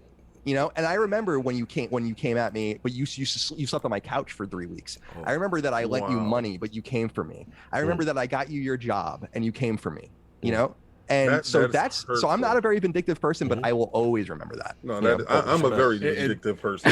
You know what, Colin? Like, during that whole thing, man, like I'm part of like a network of a bunch of different podcasts. Like, I can't name one podcast that was like, that's validated. Like, every podcast I was like, yeah, cancel culture on some crazy stuff these days, man. Can't even make a tweet. But no, it was just I remember the hurt Sovereign had that day. I really actually remember it. And I was like, because really as gamers, we stay in our own bubble. I have so much going on, right? Really literally have so much going on that if I even get an extra hour worth of sleep ever, it's a big thing. I want to like have a cupcake because I did it. I feel you, brother. So it's so much stuff going on that when he brought it to me, first of all, I want to hear what my brother has to say, and I want to know what's going on with him. Facts. And then he explained. I was like, "What? For that?" And I laughed because I laughed at the tweet, right? I thought it was like, in a sense, because I was like, "Oh, I get the joke." For right? us, well, we grew up, it's a dad joke, right? Like whatever. Anyway, regardless to what, I'm just like, "Are you serious?" But then when you look at it in its totality, right?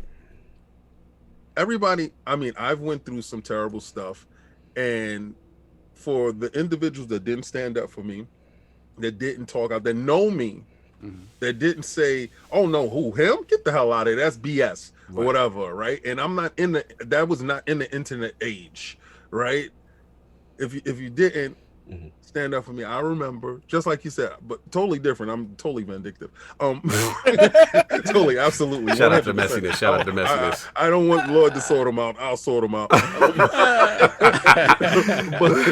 but oh Lord, it's absolutely hurtful. And like you said, you go to a therapist. I go to a therapist on Thursdays, and just to talk, to get stuff out, because I'm an internal dude. I start to internalize and stuff, and that doesn't work good for you, right? No. So you got to get it out. You got to have somebody that you can talk to that you don't got to see every day, that can know all this stuff, and you see him whenever, or him or her, or whatever. Anyway, but this is what I see from it, because coming not from the magnitude of your situation, right, but just coming from a magnitude of my situation, certain things needs to push you to grow to you. Facts. And I see the growth. Like, you said you walked in the room, Joe Rogan walks in, "What's up? How you doing?" Boom, sits down. And when I talk to these guys and I tell them, "Oh, we're going to have X, Y, and Z, these type of people on the show," and I don't know, King. I don't know. We got attacked. You're crazy. Yeah, King. I don't know, man. I don't know about that one. We'll be like, well, we'll see you next episode. And it took me a while, like, to, obviously you feel certain stuff about things that happen, and then you stop following people, whatever. And then I thought to myself, well, I have to go back and continue to listen to these these places, because for me, if I'm over here talking about the conversations need to continue, right? As angry as that stuff made me, I have to go back and I have to hope that we can get to a point where we can continue to have these conversations where Colin could be on Kind of Funny one day, just whatever the case may be. Right. Right. But the thing is, I have to keep that hope that we can get there because because the problem seems to be so widespread, and because this thing is pervasive in the culture of gaming. To think that is just who we are moving forward, it breaks my heart. I gotta hit time on y'all. I'm sorry. I know. Because we're killing this man. When we get to the topics. If we get to the time, this man has a limited time that we are blowing through. Trust me, I love this. Is powerful stuff. I don't want to mean to be disrespectful, but I have to respect Colin and your time, because I know you got a hard stop. I do want to drop this first code. Yeah. In honor of Lord Colin, what we've done is I went on there and I bought a couple of his game codes. I'm gonna drop the first one in the chat right now. Definitely go try these games out. Twin Breaker, Proxy 2. It's old school, baby. Twin Breaker is gonna be the first one. So there it is. Like, it's for Xbox, obviously. I got 2 of each, so there's 3 other codes to give out. I heard that podcast though, when you guys are you rethought that once it happened. The 4 paddles. We didn't. I mean, that's we didn't know how hard our games were. I don't know how we keep doing this over and over again, but no. So look, man, again, tremendous. I hate to be the person that stops the fun, but we got to move on. But look, again, I just want to say again, powerful story, powerful stuff. Love what you said, Saab. Got to move. So what I want to do, if you guys don't mind, at least get that MLB topic off. Let's go. Because this is big. You know what I'm saying? So let's transition to that. And Saab, do you want to set it up, Saab, for me, or no? Or you want me to get it? I'll set it up. MLB topic, because I know you MLB, so I got Hey, listen, so it was announced earlier this week that MLB The Show would be coming into Game Pass day and date when it releases on April 20th, and the internet exploded because how is it that a Sony first-party game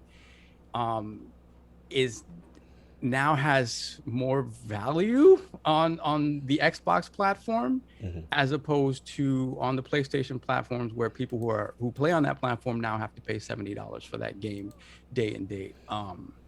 Obviously things came out about who's publishing the game and sort of what the business behind it could have been. But at the end of the day, I think we can all agree that no matter how you look at this, it's not a great look for PlayStation. Even if they there's nothing they could do about this. So what I want to ask you guys is does this open the floodgates for other stuff? And specifically to Colin, like with this type of move that's happened, like what the hell are they doing over there? Like what's going on? I think you said as much in the tweet. Like, I don't know who's asleep at the wheel here, but something's going on. Like, that was what was weird about it. I mean, so we knew this was going to happen. We knew the game was coming over, right? It's not going to stop on Xbox. I think it's going to come on Switch next year and all that. And we knew it was going to happen by 2022, so it happened a year early. But what I was surprised about was that this verbiage wasn't in any of the contracts. In other words, how we know MLB is publishing it on Xbox, right? They're acting as like a proxy. So there's some sort of like layer of deniability here. But how could you have possibly had it that your own studio is making a game ostensibly for free for your rival, and that this is possible? Like, in other words, like when GamePass was like, well, Microsoft was probably like, hey, can you imagine like Phil Spencer or their lawyers going over them and be like, there's nothing in these contracts that say we can't just give this game away. There's literally nothing here. You know what, Colin? I bet you $20 these are going in contract from here on out. That's why we got the Lord of Legality in the building too. Somebody says contracts? We got the Lord of Virtue. We got Hogan in the building to sort this out too with Colin. Hogue, don't I owe you knees? For what? I don't even remember. Okay, so I believe that I told you that I felt that the Series X and the Series X... We got to keep going. We gotta get time. The Series X and Series X was going to outsell the PlayStation 5. You gave those to me already. Yeah, you did. Yeah. I showed 3 times this year. Okay, just making sure you made your payment, sir. You got them. All right, cool. Now continue. Colin, continue, like you said, your point with the... I'm just surprised that it was... I'm surprised that it was legally possible. It's not that Microsoft did it; it's that it was possible. And I think Sony never thought they would do something like that, like ever approach in a scenario. Exactly. So the thing I question about this is like, is there, people question like whether Jim Ryan knew this and he agreed to this, right? Or whatever the case may He's be. complicit. Is that something, right? As King would say, he's complicit. Is that something that's even a possibility here? Yeah, it's possible that he knew, but here's what happened. All right. I mean, I'll just tell you guys clearly what happened, although I think a lot of people know this. Major League Baseball came to Sony and was like, we're giving the license away to other people if you don't publish your games on other platforms. Right. So that's what they agreed to do in order to hold on to, because Sony San Diego, I mean, that's what they do.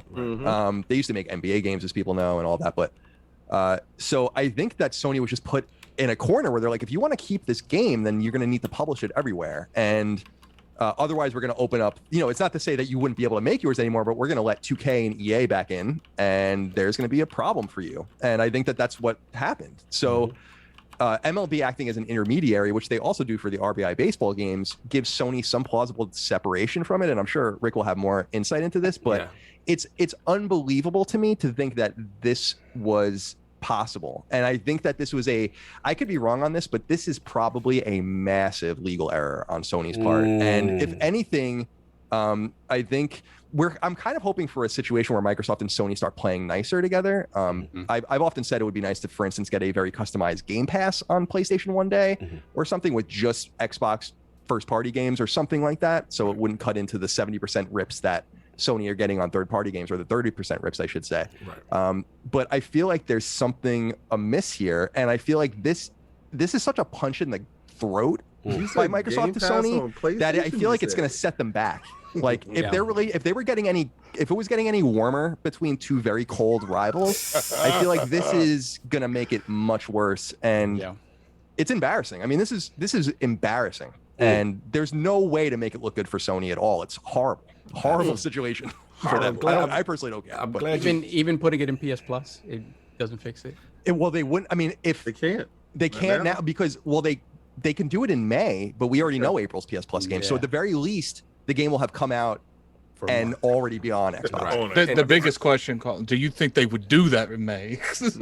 No, because they don't give away their first party games like that. So that would be pretty unprecedented. They do that with some second party stuff and some, like they did that with Concrete Genie and some like kind of questionable first/second party stuff, but giving away and that's that Crash Team Racing thing that they had, that Destruction, whatever. Destruction All Stars, but that was just because they realized no one was pre-ordering the game. Exactly. So I mean, I was afraid that was going to happen to Returnal. So hopefully because I think that game looks fantastic. But the thing with the show is, and I don't think people look at it through this lens, is that it's a first-party game. Sony makes 100% of the money that they sell. So it's not like they're competing with Microsoft. It's not like Outriders, right, where that's on Game Pass or you can buy it. Because even if you buy it on Sony's platform, they're just getting 70% of the profit. But with MLB, they're getting 100%. So every time they don't sell a game there, it's worse. When they're with MLB, because it's an opportunity cost. It's not just them losing an Outrider sale, it's them losing a first-party sale, which is their most valuable sale. Thing. No, this is a dangerous shot. This definitely what broke the internet. We got the Lord of Virtual Legality in the realm, my man Lord Richard Hogg, and of course we got it looks like Andrew Central's Nicholas Downey, but he dipped out for a second. Hopefully he'll be back with his Zoom call. But let's start with Hogg, man. Obviously Hogg, this news shaked the internet last week. I was dying. I didn't get that Virtual Legality live on deck. I believe you were traveling. I was traveling. I took a week off, for Pete's sake, everybody. I got so many DMs. How dare you? I needed that Virtual Legality to get your assessment. So, Lord Hogg, let's get right to it, man. Like, what did you think about that whole situation? And just the, like, what Colin alluded to, like, was it a situation where you felt like when you see these type of contractual things with MLB, that was there anything Sony could have done to prevent this inevitable outcome that really didn't look good for the optics?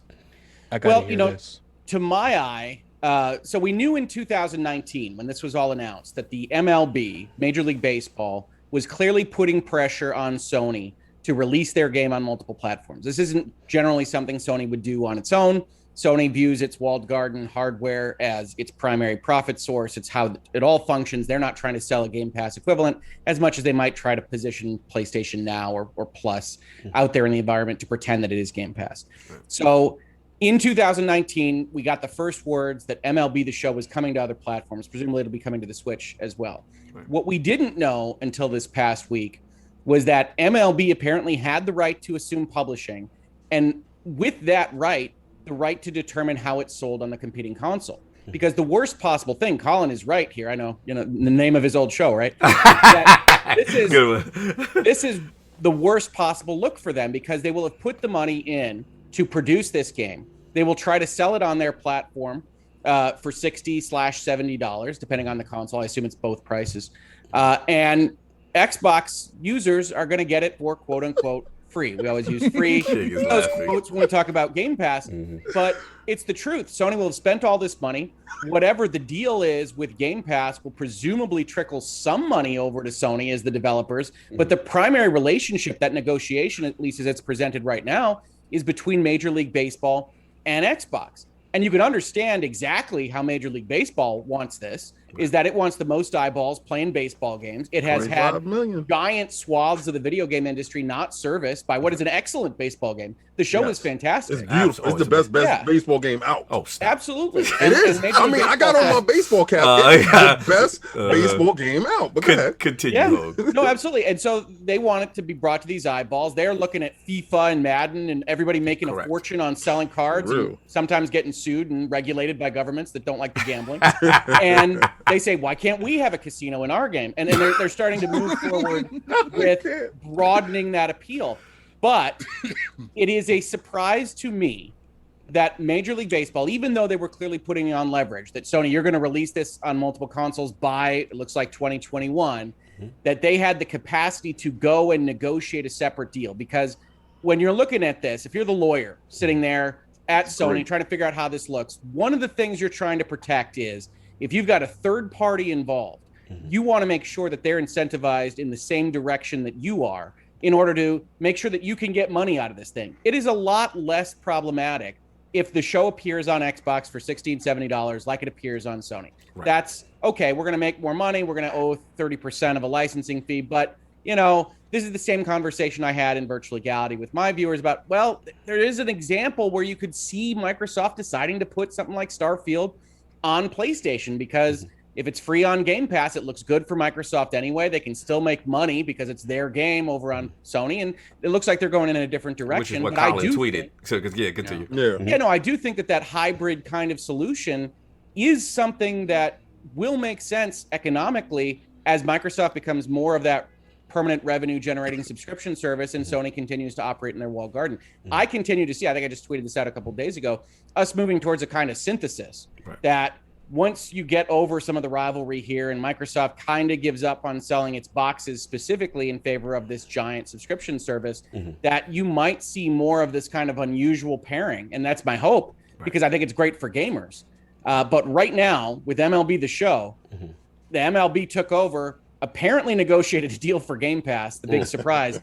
And we have no idea what the economic terms are there, but it would be a surprise if they're terribly lucrative to Sony, and they definitely kill some of the value in both the PlayStation 5 and the people that might otherwise buy it over there. I can tell you right now, and this is different because it isn't first party, I was going to 100% buy Outriders on Sony.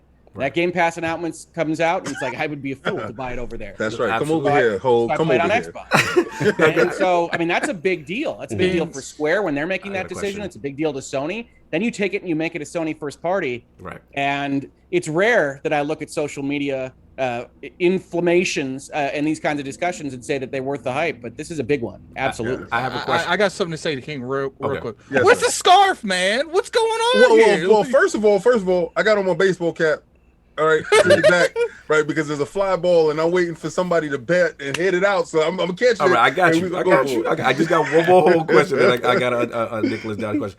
So, Hulk, again, I get everything you're saying, right? And you're saying this is definitely a publishing deal. MLB did on their own. I get it. I guess the question I have is, would there be language that would prevent it from being on PSNow? Would there be like almost like a non-compete in a way from a service? Because I guess the Sony fan base, the concern was like, okay, if you made the deal with Game Pass or whatever, like how is it not on any of their services? That's the question. Well, understand, Sony needs to recoup their development costs, and their business model is not set up to get those development costs back with kind of the nickel and dimes in PlayStation Plus and PlayStation Now. Microsoft has moved completely in that direction and put all this marketing behind it. and is trying to make money that way. So Sony looks at this and says, well, this wasn't the way we had intended. This wasn't how our budgets were planned over the last year or 2 years.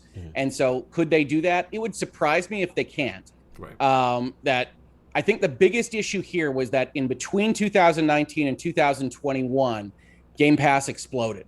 And they're lawyers. Lawyers are human beings. And you're trying to anticipate every possible change in a market and a business model as you go through these contracts.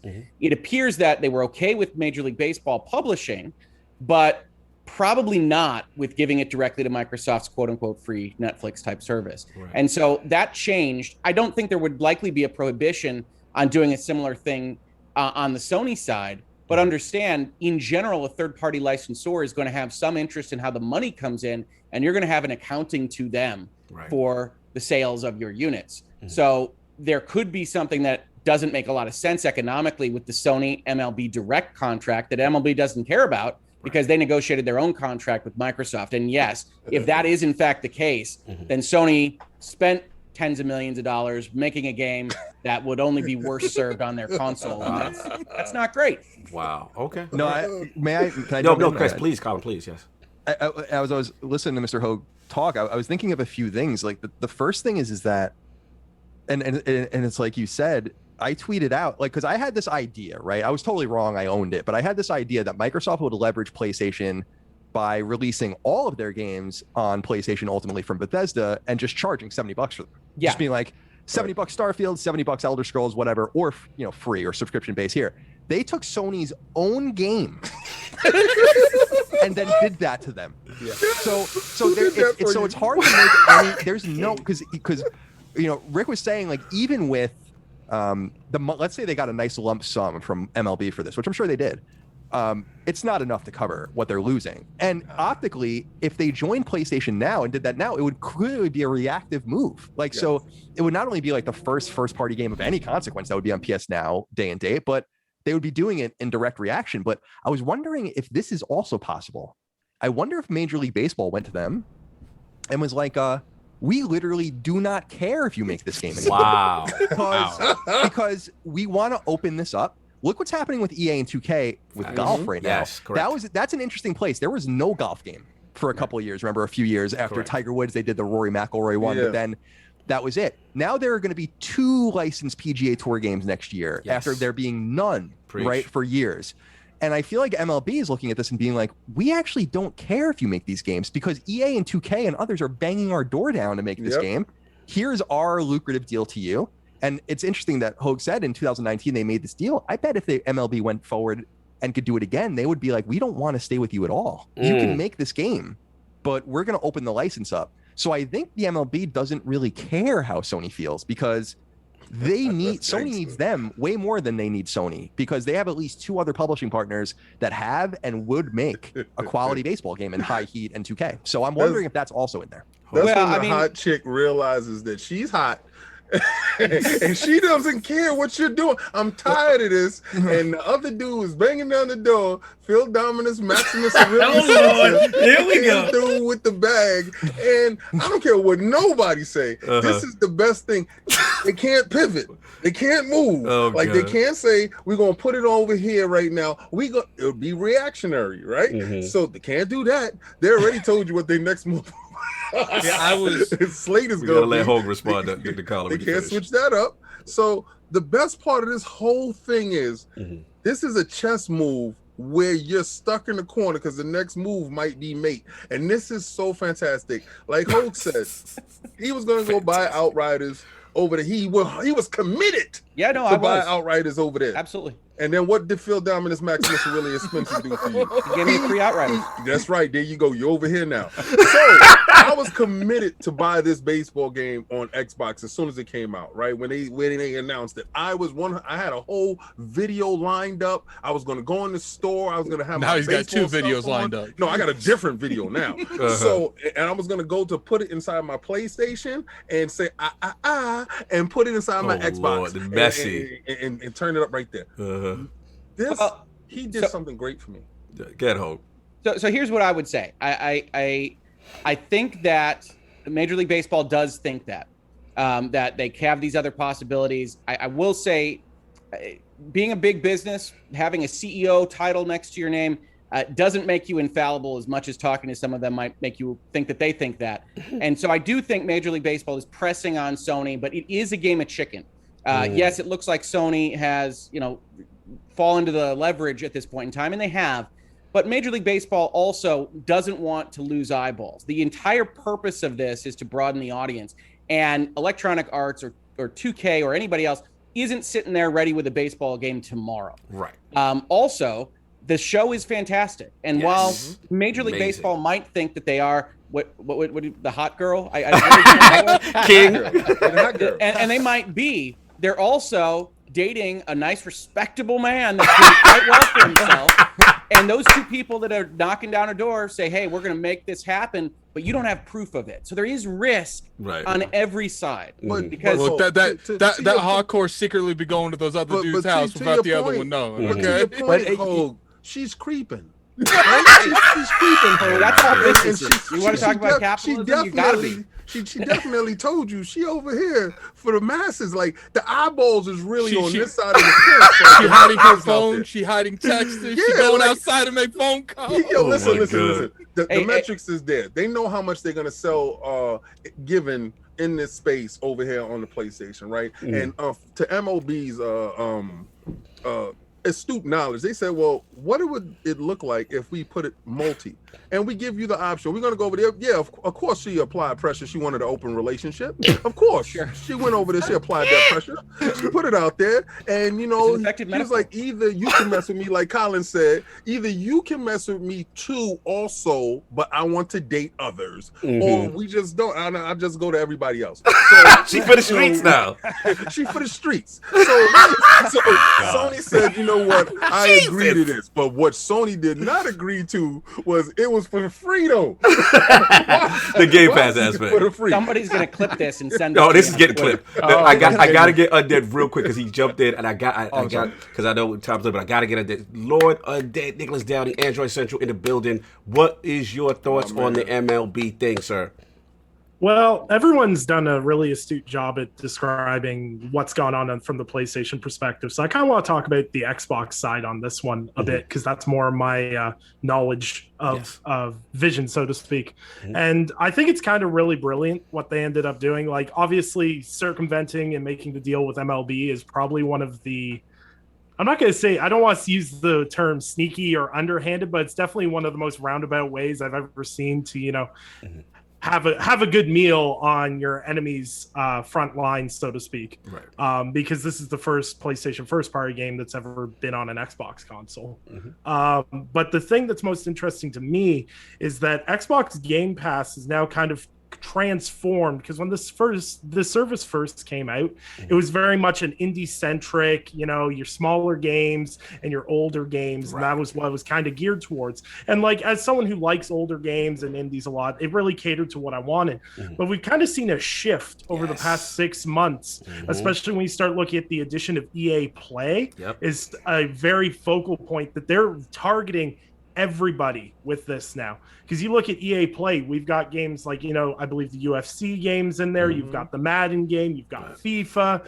Now you've got MLB. Basically, if you are a sports guy... Oh, it's just sports haven now, Yeah, if you are a sports fan and you don't want to pay a lot of money to play your sports games, you go buy an Xbox Series S and you buy your Xbox Game Pass, and away you go for a very marginal fee.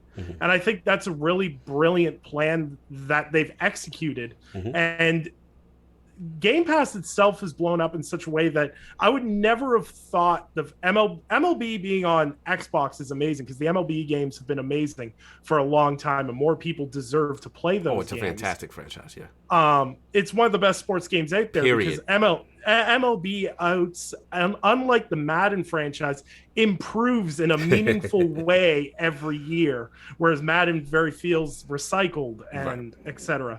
But to have this game available to more people and then have it available on Game Pass, and we put the free quotations around it, so many people are going to change their buying behaviors because of that. I have friends that are now like, well, I can get the Xbox One version, so I'm not going to buy it on PlayStation 5 because I'll just play it on my Xbox One X now. Right. And it's part of a membership I already have. It's changing how people approach games, and it's wild. Get at it. And that's what I was trying to say. Like, a lot of people have, like, I get it. Like, you know, when people ask, like, look, when it comes to exactly what's going on with the, you know, does Sony have to answer? A lot of people say no. But, like, to me, it's situations like this. They've successfully got people that was going to buy Outriders on the other platform. They're buying them on Xbox now. Now they got the MLB, their own game. They're buying it. They're playing on an Xbox now. Then they put their own first-party stuff. They're going to be playing that on Xbox. Before you know it, it's flipped. People are no longer buying a PlayStation for their sole practice of playing games.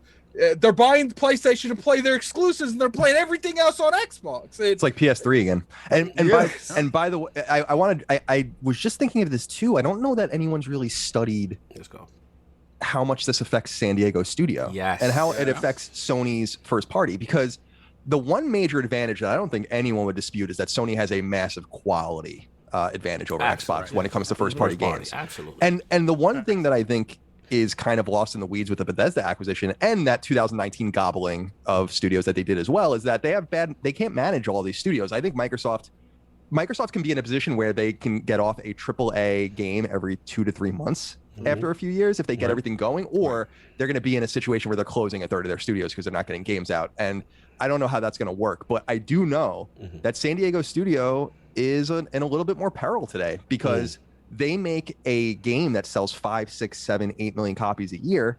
And I've been there many times. Those guys are really dedicated to it. Famously, their producer has a mattress on his floor in his office because he never leaves. Wow. And so that's some law firms I know. Yeah, exactly. And San Diego Studio also cleared out a bunch of their other teams. I mean, the guys that made Guns Up and all of that kind of stuff that no one cared about. And there's the rumor, of course, that they are making games down there, presumably an Uncharted game. Right. So it kind of imperils like their whole objective with that studio, and they don't have as many bullets in the chamber. They have maybe 2 or 3 big ones a year if they manage everything right. And I feel like this means more than people are letting on for that ecosystem. And the Outriders thing is really interesting too, because Sony has 2 hits this first 4 or 5 months before Returnal to make any money. And the first one is MLB and the second one is Outriders. Wow. And now they have no way to make any, heavy gaming revenue apart from their back catalog. So I don't know that people are looking at it's the total. Xbox is completely owned Sony. I mean, with the situation, there's no doubt. But I think people are not looking at it deeper because Hoag's right. Like where MLB wants to court Sony San Diego. They make a great game. They've made great sports games since their 989, kind of heritage days, right? Back in the day. But I do agree, or I disagree in the sense that if they were like, we can stick with you, or we'll just go to EA and 2K, and maybe they'll get their games ready eventually, but we're going to now just hit a bunch more people. In other words, they're paying their licensing fee on probably a flat basis to Sony per game sold or for access. But if they're just selling more games, then they don't care who's making them. And I think that's why a lot of A games have been creeping in, specifically with RBI Baseball, where they're trying to kind of hit it from the other end. Right. And then somewhere in the middle, I used to play the 2K baseball games in like the mid-aughts, and they were okay. They were okay, but they went, they went to show. They were pretty, but kind of where they want to get. Because I think what would be really even more interesting is if they opened it up and then you got a Sega/EA NFL versus NFL 2K versus Madden thing where people start really selling games at different prices, and then San Diego Studio is in a lot of trouble. So I feel like this is more perilous than maybe people are letting on, and we won't know how it settles out until we see the sales data, and the sales data is going to be more muddled than ever this year. Colin, do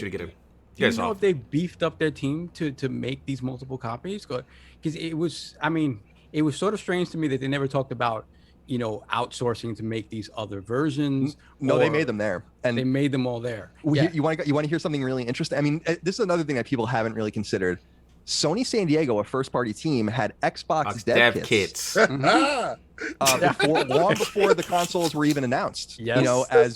So there's a lot of interesting insider stuff here. It was the same thing like when I used to go to Insomniac to write stories down there. When they were making Sunset Overdrive, we didn't know at the time. I was there for Resistance 3 or for Fuse or something, but they wouldn't even let me on that side of the building because they were afraid that I would see the Xbox consoles, and the minute you saw an Xbox console in Insomniac, you knew something was up. It's kind of a similar thing with, and so I'm always fascinated by that. Like, when did they get their dev kits? Like, there's a lot of fascinating stuff I wish I knew a little bit more about. I think they made it clear. Ramon Russell always does a yearly thing with Ryan to talk about the game over on IGN, and you could tell this year when anytime Ryan asked him how difficult it was, on his face you could see it. Like, well, we turn around this game in 9 months every year. So imagine now having to make multiple versions of this same game. Right. And you could tell that there was a weariness to him. And it's crazy because, again, you if you run the studio into the ground, then what happens? Yeah, it's really gonna, that's the thing, is that like they have this one box they can check every year. They've been checking it since the PS2 and PSP days with NBA Inside and all that kind of stuff. Like, these guys have a game every year that's really important. And let me ask you a question, Colin. Sure, really I'm quickly. sorry. Really quickly. So if the game sells on an Xbox platform, Sony gets paid, right? Yes. All right. So Jim Dance Moves Ryan is compliant, right? He's compliant here because you have X amount of people that's inside Game Pass, right? And I'm calling for everybody in Game Pass to download this game. Now, let's say half of those people get hooked to this wonderful game, and the quality of the game is phenomenal. Let's not go past that. Let's say half of those people, or 5% of these people purchase this game. Because it does, just because it's on Game Pass doesn't mean you cannot purchase the game. Right. I outright purchase games after I try them. I like them. I'm buying them. Right. You buy this game. The studio, I think the studio will be in great shape if they sell whatever they're going to sell on the PlayStation platform, because you have those PlayStation people over there that I'm buying the game over here regardless. I don't care what it's doing in Game Pass. Right. I'm inside my They're own married ecosystem. to that ecosystem. Right. I'm buying my games here. So those people are accounted for. That stuff gets paid for over there. Now, let's say they make a huge profit over here. Doesn't that bolster and boost the studio up, opposed to the thoughts of it having an adverse effect? It could be at the other side of the coin there, right? Certainly. But I think it's the same thing when people talk about Microsoft and how, like the Bethesda deal, right? $6.5 billion or whatever, they made that back in their profit the next quarter. Yeah. So but that came from like Azure and all that stuff, right? So it's all kind of mixing up. And I think it's a similar situation where I think Sony's happy to make some money, but I think there's an opportunity cost to lose. Like, Sony's exclusivity is all they really have. And I'm one of the guys, by the way, that I've said over and over again, I don't think PS5 is remotely worth having right now. Like, I know a lot of people are out there like trying to buy one. I don't think it's worth it at all. I mean, maybe Returnal and Ratchet are going to change this. I think it probably will. Yeah, I said in June. Yeah. But I feel like, to me, I'm a Sony fan. I love PlayStation. I do the most listened to PlayStation podcast in the world, and I'm telling you, don't buy a PS5 because what's the point right now? But I feel like there's a lot of people like that. So you're talking about, like, there's a bunch of people that don't care where the game's going to be. They're going to buy it on PlayStation 4 or PlayStation 5. But I think you're looking for those edge cases because, and this is why I think Microsoft maybe missed an opportunity of like the Starfield stuff on PlayStation. We don't know it looks like it's not going to happen, but you have to eat around the edges, right? And then the pie gets smaller and smaller, and before you know it, it's like a supermarket that runs on like a 5% margin. If you lose like a few customers, things become really dire and catastrophic. And remember, PlayStation had a hardcore fan base that even went out and bought PS3 in 2006 and 2007 to the tune of 13, 15, 17 million people. And it wasn't enough. It took them years to turn that around. I'm afraid that Sony is entering a similar situation because it's very hard to turn a ship. And I appreciate what they're trying to do with their first parties, but they're going to need more. And so losing a first party game essentially at a time when your competitor just bought a massive publisher, I don't know if we're going to see King, like, how it plays out for a few years, but I wouldn't be surprised if Sony was much more cautious about showing their sales figures for this game, which they usually aren't. And also how much licensing money they're going to lose on Xbox because they're getting a little bit of a rip for every Game Pass subscription. No one really knows how it works. We want to get our stuff on Game Pass, and then maybe we'll tell you. We'll probably be NDA'd from doing that, but I'm kind of curious how that works too. But just the game being on Game Pass is so injurious because they're missing the 30% rip. So let me ask you a quick question. I know time is limited, and I want to ask you I didn't look at the clock. I do I have to know. go in a moment. I know. So the question I have for you is the way I've been looking at it, and everybody's making fantastic points.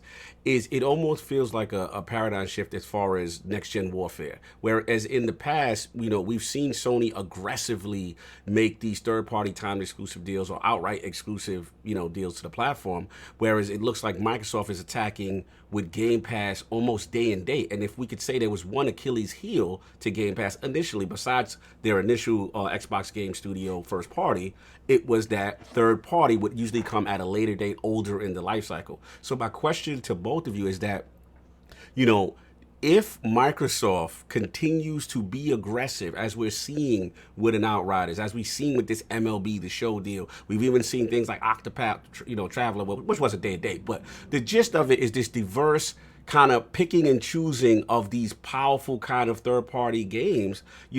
What does Sony do to kind of try to combat that? Because that seems like an aggressive approach as far as I'm concerned. So I just wanted to ask Colin and Hope before Colin leaves.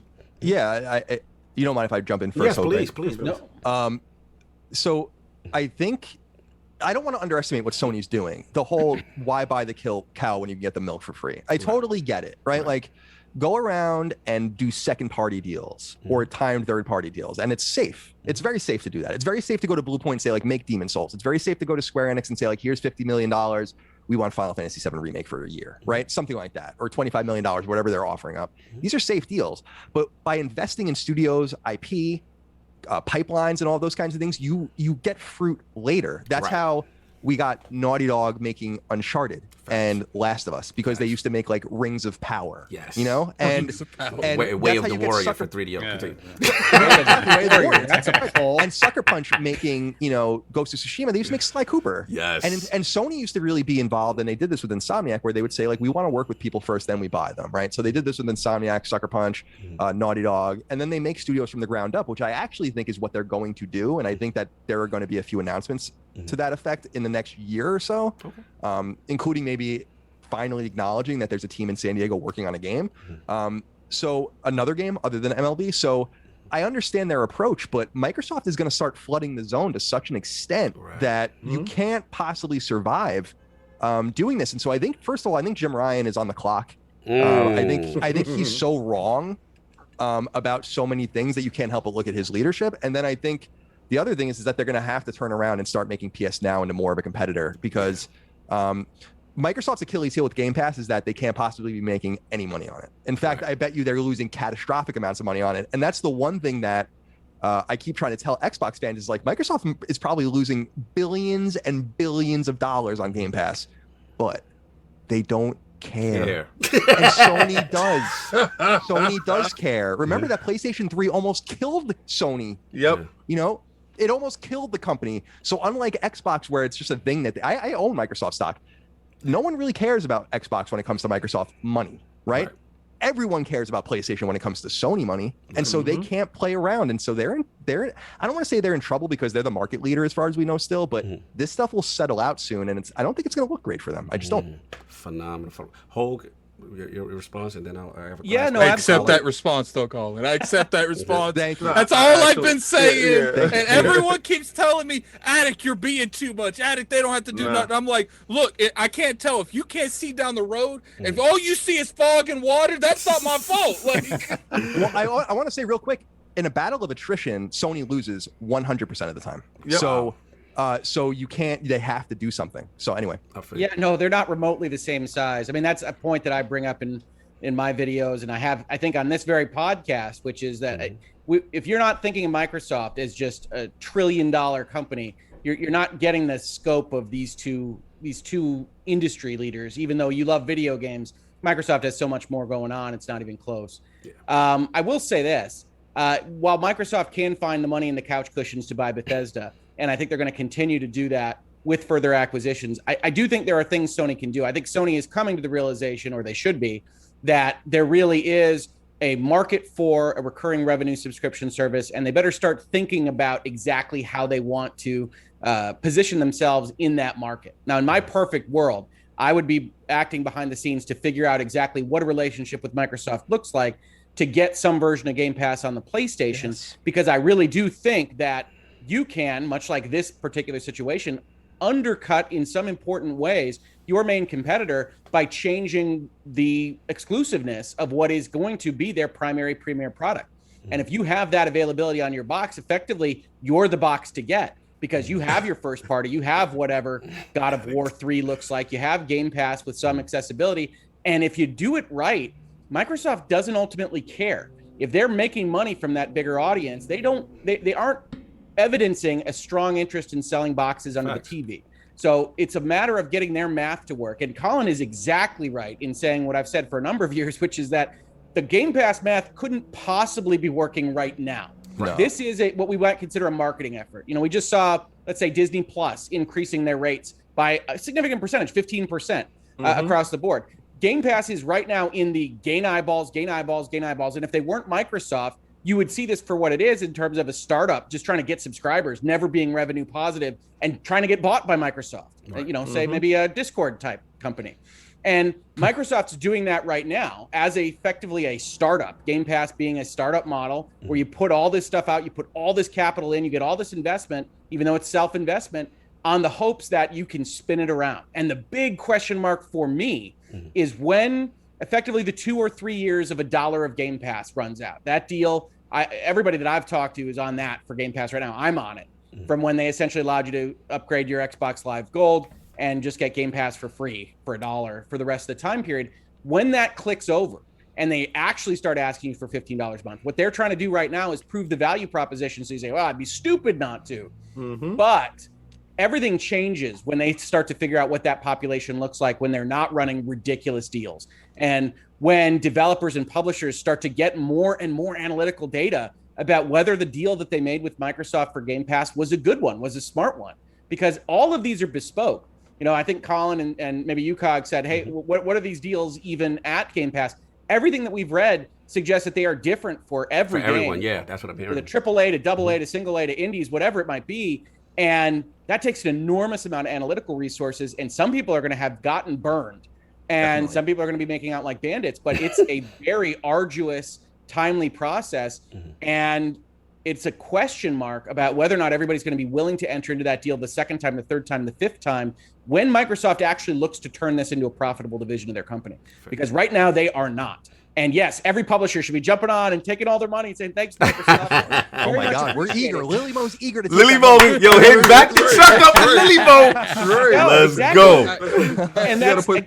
And that's exactly what should be happening. But it still hasn't turned that corner. Right. And there have been companies that never turn that corner. And I think Game Pass will. I think they've got a smart direction. I think they're eating PlayStation's lunch in terms of important stuff. Definitely. But we haven't seen that yet. So there are these question marks. So if I'm Sony, I'm starting to try to figure out exactly what I can do with Microsoft. They're clearly aggressive sharks buying things. And whether or not I can get some version of Game Pass on the service. Because if I got a box that has Game Pass and my first party stuff, well, then I once again win the value war. I find hold on, okay. Yeah, go ahead. Yeah, go ahead. And we got to... Yeah, because I was just about to respect Colin, because we take past his hard stop. We got to give I was Colin... just going to say, I do have to go, but I just want to drum because I want to keep talking. We love it when you keep talking. But I just wanted to say real quick, I think the only thing that can sneak up on Microsoft in this regard is what Hoag's saying, and this is actually something that snuck up with Sony during the PS3 era and actually with Netflix. So they're different, but with PS3, the more PS3s they sold, the worse they were doing financially because they were losing money on everyone sold. And the same thing with Netflix, I think, was happening. Netflix has only been profitable, I think, maybe the last couple of years, and Disney Plus apparently is losing hundreds of millions of dollars with their own content. So can you imagine how many billions and billions of dollars Microsoft is going to lose on Game Pass? That's why when anyone's ever asked about it, they're always like, well, we're not trying to it's not a profit play or whatever the hell Aaron Greenberg says. It's because you will never admit how much money you're losing on this because it's not good, but it's kind of putting more and more money into the center and hoping that everyone else loses first, because then everyone's going to come on board. And so I think Hoag's exactly right. Like Microsoft, if Sony was in Microsoft's place, they'd be playing with serious fire. But Microsoft has so much money. Yeah. Colin, before you go, you got to go. I forgot one last question that we normally do for our guests. Is tradition in ILP to see you through, which is I never got your top 5 video games or franchises of all time. I never got that. Oh, okay. So this answer would probably change somewhat depending on the day you ask me, but Mega Man 3 is my favorite game of all time. Final Fantasy 6 would be on that list. Castlevania. You hurt me. Took a sword to his heart. But no, that's my bad. No, that's my bad. Castlevania. Symphony of the Night would be on my list. BioShock would be on my list, and then I guess that last I would say like maybe something like Super Mario World. Would be or Super Mario 3, something like that would be on that list. So, but that's that's. The older I get, the harder that gets to answer. Right. And then your best console is the NES, right? NES, yeah. My favorite, always, forever. I'll always have a very special place to me. An absolute pleasure to have you in the realm for limited time.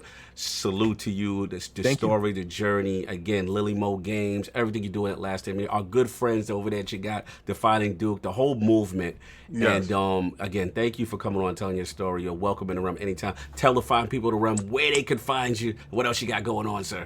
Hustle just put all his links in the chat. Oh yeah, please. Thank you. Just Google LastStandMedia if you want to find the podcast, Sacred Symbols for PlayStation, Defining Duke, which is done by ACG and Mr. Matty Plays for Xbox. That's all under our umbrella. I also do a podcast with my brother, Knockback, which is a retro podcast. And then I make games, or I write them. So I own part of a studio, Lillymo, and we just put out Habroxia 2 on everything, including on Vita. And we had to cancel our newest game on Vita, but we can talk about that. We'll talk about next time. Next time we'll talk about it. And so, there's a bunch of ways to come find me, but I appreciate you guys. I hope to come back soon. You guys are awesome. Absolutely. This is so different than my show. It's so nice to do around, we do a much more like a PBS style show with cursing. You guys do more of like an evening commute kind of show, and I love this. I love this. So now, Colin, you had a great guest on Sacred Symbols Plus. Who's that? Mr. Hogue, the only guest I've ever had back 3 times. Woo! He's on Sacred Symbols Plus, which is our Patreon exclusive, and we talk all about legal stuff, of course, Mr. Hogue, as we would. So they let me talk about video games, Colin. You're gonna have to let me do that sometime. I know we will have maybe one day. Brother, maybe one day. Thank you so much. I appreciate you guys. Thank you so much for having me. Thank you, brother. Have a good one, Colin. Fan. Appreciate you. Guys. That code I put in the chat is Colin's new game, so definitely hit that up and go look at that. Have a good one, brother. Absolutely. Let's continue the discussion. Let's get back to the MLB, the show. Yes. We gotta continue. You know what I'm saying? But Sav and King, I didn't remember if you finish your points off because I know we were rushing a bit. Oh, but the MLB stuff. Listen, man. Like I was already going to purchase it on the Xbox, right? The fact that this game was going to multiple platforms, I think it is. I think, in my opinion, the best sports simulation period. And that's saying a lot when you look at 2K basketball. I think it is the best sports simulation out there, and to have it everywhere is amazing. Right. This was a power move by Xbox to do this, and I would have never in a million years seen this coming. So it's going to be interesting that first week how the numbers pan out. I really do want to see this, and like King was saying, like. At the end of the day, I think MLB, obviously the money matters to them, but I think the fact baseball is no longer the national pastime. As much as I love baseball above all other sports, it's just not. And to get it into the hands of more people, to maybe find more fans, is amazing to me. So yeah, let's do it. King, you didn't get a chance to finish your bloviation, sir. Bloviation. Yo, so when it was coming over, I was like, yes, okay, of course. I have my baseball cap ready. I'm ready, playing for the ILP challenges. Like, we taking on all challenges. So I could not wait for this game to show up just to rub it in you Sony dude's face. Oh my. Just to let you know your girl ain't loyal. And I'm taking out. We gonna get something to eat. I had a whole treat thing set up. And then the unmistakable happened. She DM'd me and said Netflix and chill. I said, well, of course. GamePass and chill, King. GamePass and chill. We are not making that emote. Oh my God, GamePass and chill. We can't be saying that. Who did this for me? Bill Dominus Maximus Aurelius Spencer has put the boot on your neck. I told you, he is a shark. He is an absolute shark. And you guys thought it was a joke. You thought it was a joke. This is what happens when Microsoft looks down and say, "Oh, you need money to do what? What are you doing? Let me see your project." That's wonderful. So you think that and this is what we earned, and this is what's happening, and this is how many people. Oh, well, here's the bank. Go do what you got to do. And I say, I don't think they're closing down any studios in the next 4 or 5 years at all. The only reason why is because they brought people that are able to produce their own games and work under their own situation. And I don't think those games will ever be on the Sony's platform, because only the games that's under contract. Right. Hogan already knows. Games that's under contract, it's not the viability in breaking a contract. They can go through a long, drawn-out legal battle or whatever, which would make no sense to throw money into that for no reason. Just put it over there, put it over here in Game Pass for free, and this is the last time you're going to eat at this table, right? Because exclusivity, which is Sony's game, Microsoft has heard it enough, is where people want to go. Right? So I don't want to do no patchwork Game Pass on PlayStation. Either you take the full Game Pass or you don't take nothing at all. They're going to beat them to death. This is the last time. I told you this is the last PlayStation console. Oh Lord. And the reason why I say this, right? Because like the great Colin said, in a war of attrition. Oh, now we quoting. Now we quoting. In a war of attrition, Sony cannot compete. And that felt so good, understanding that they also see the long game. In the long game, that dude who is more fortified in this situation can actually withstand this battle, right? So we know the last time Sony had stiff competition, which was the 360. Well, hey, we know what happened there. And leadership got out of that early and went on to the Xbox One X, and bad leadership can mess stuff up. Shout out to the Don. You got bad leadership now at Sony, right? And I don't know if they can get a proper person in place that can turn it around in its manner. Right. They can't change the PSNow platform and the PSPlus platform in such a quick manner to make it viable for them, in my opinion. Right. Go ahead, Attic. To be honest with you, King, I know, Lord Hogan, Colin, they want Xbox to bring Game Pass. I don't think Sony is saying no because of Game Pass and its Microsoft. I think they're saying no because they see what Microsoft's doing across the way. They're like, okay, look, right now we good, but we're gonna build up this now as much as we can. That way, if stuff goes south, we drop in day and date. And I feel like if they invite Game Pass onto their platform, they're going to hurt themselves more than they're going to help themselves. Because I truly believe that we're going to get to a point where consoles aren't a thing anymore, and it's just going to be these things. Yeah, these PlayStation Nows, these Game Pass, and I think Sony knows that, but they know it's not right now or anytime soon. Right. And they know that if they build up this platform, if stuff gets really bad, they could just drop stuff on that day and date and they'll be fine. And I think that's the reason they won't let Game Pass on their server, because then they're going to be competing with each other. Yeah, exactly.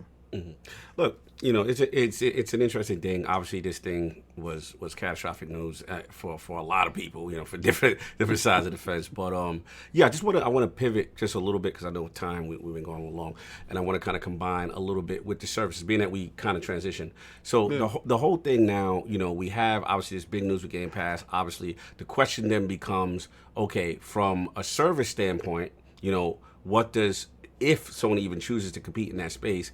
And then the other thing that I want to kind of combine in a jumbo topic is game preservation. And I know we talked with Colin earlier about a little bit of that, with the Vita and stuff.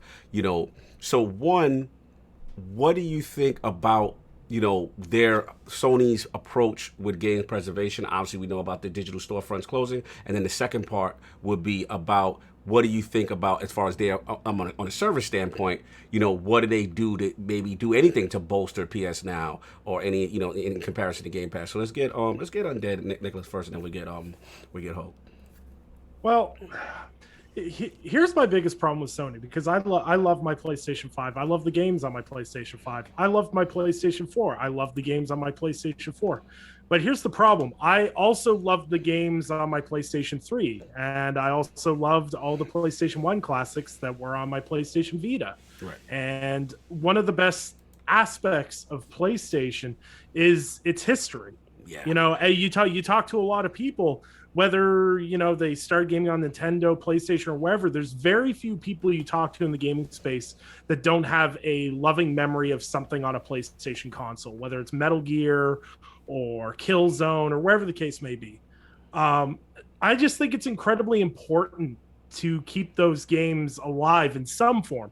I don't have an answer for how to keep those games alive. Like, could we get to a point where it's like the movies, where, like, I believe there's like a government-based archive of films and everything else. Could we get to that point with video games? Maybe down the road. Maybe that's something we could look into. I don't know, because that's not exactly my field. I'm just spitballing here.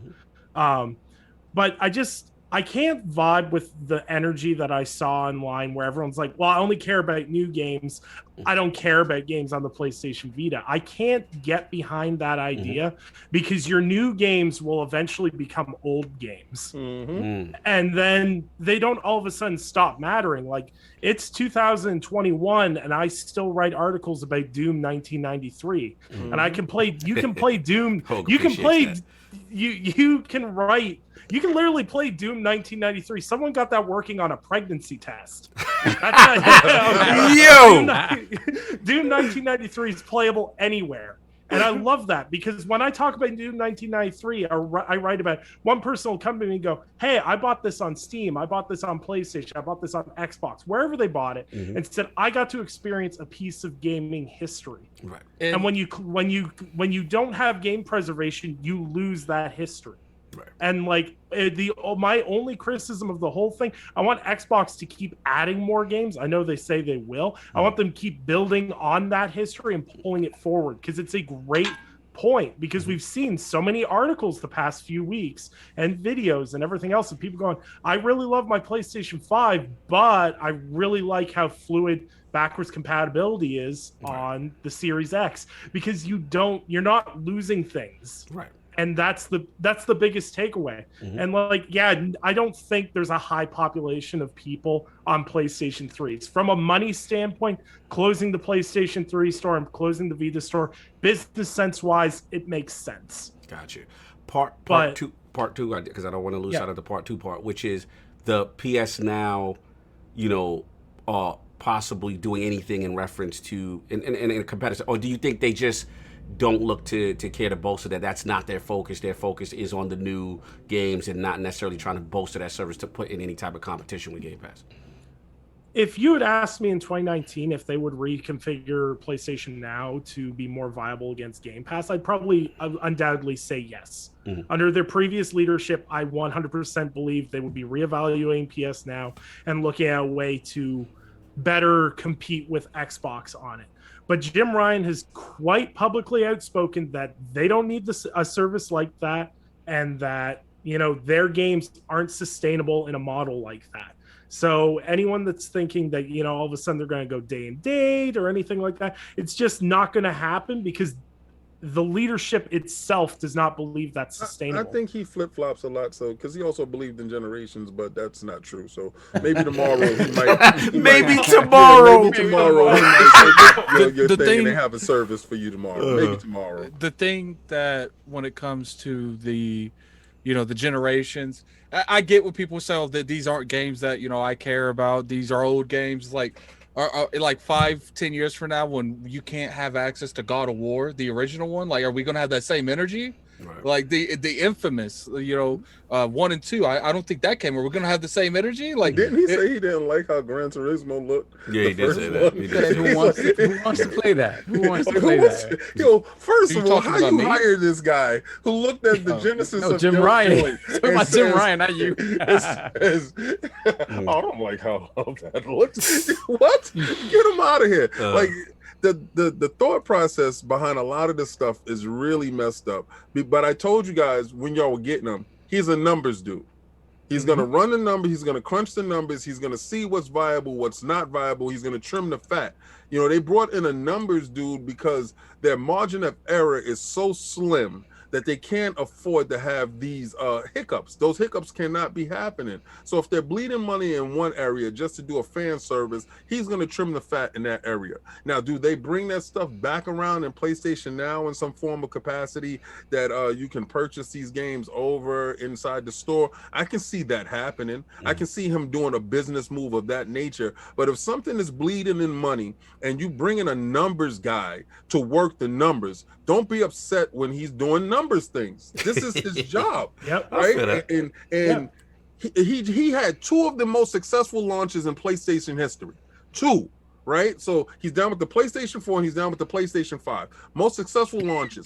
You can't cry and moan if he's doing one thing on this side in a numbers way, and then cry if he's trimming the fat here. Right.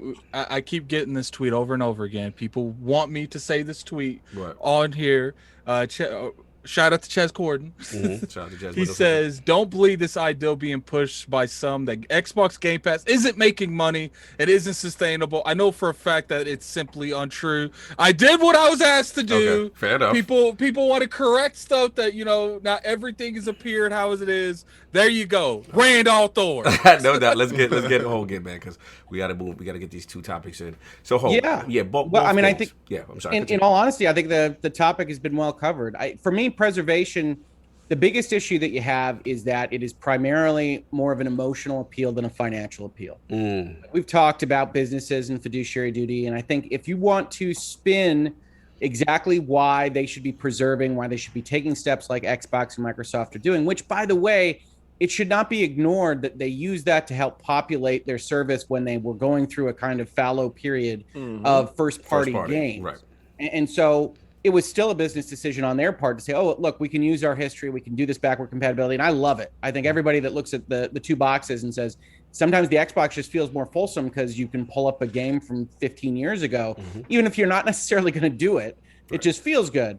And I think that's the pitch to the Sonys of the world, is saying, well, look, out of the 3 companies, apologies to the Xbox fans sitting on the podcast here, I would have preferred any of the other companies to be the preservationist over Microsoft, just because I don't love Microsoft's history as much as I love Nintendo's or Sony's. Right. You'll love it later.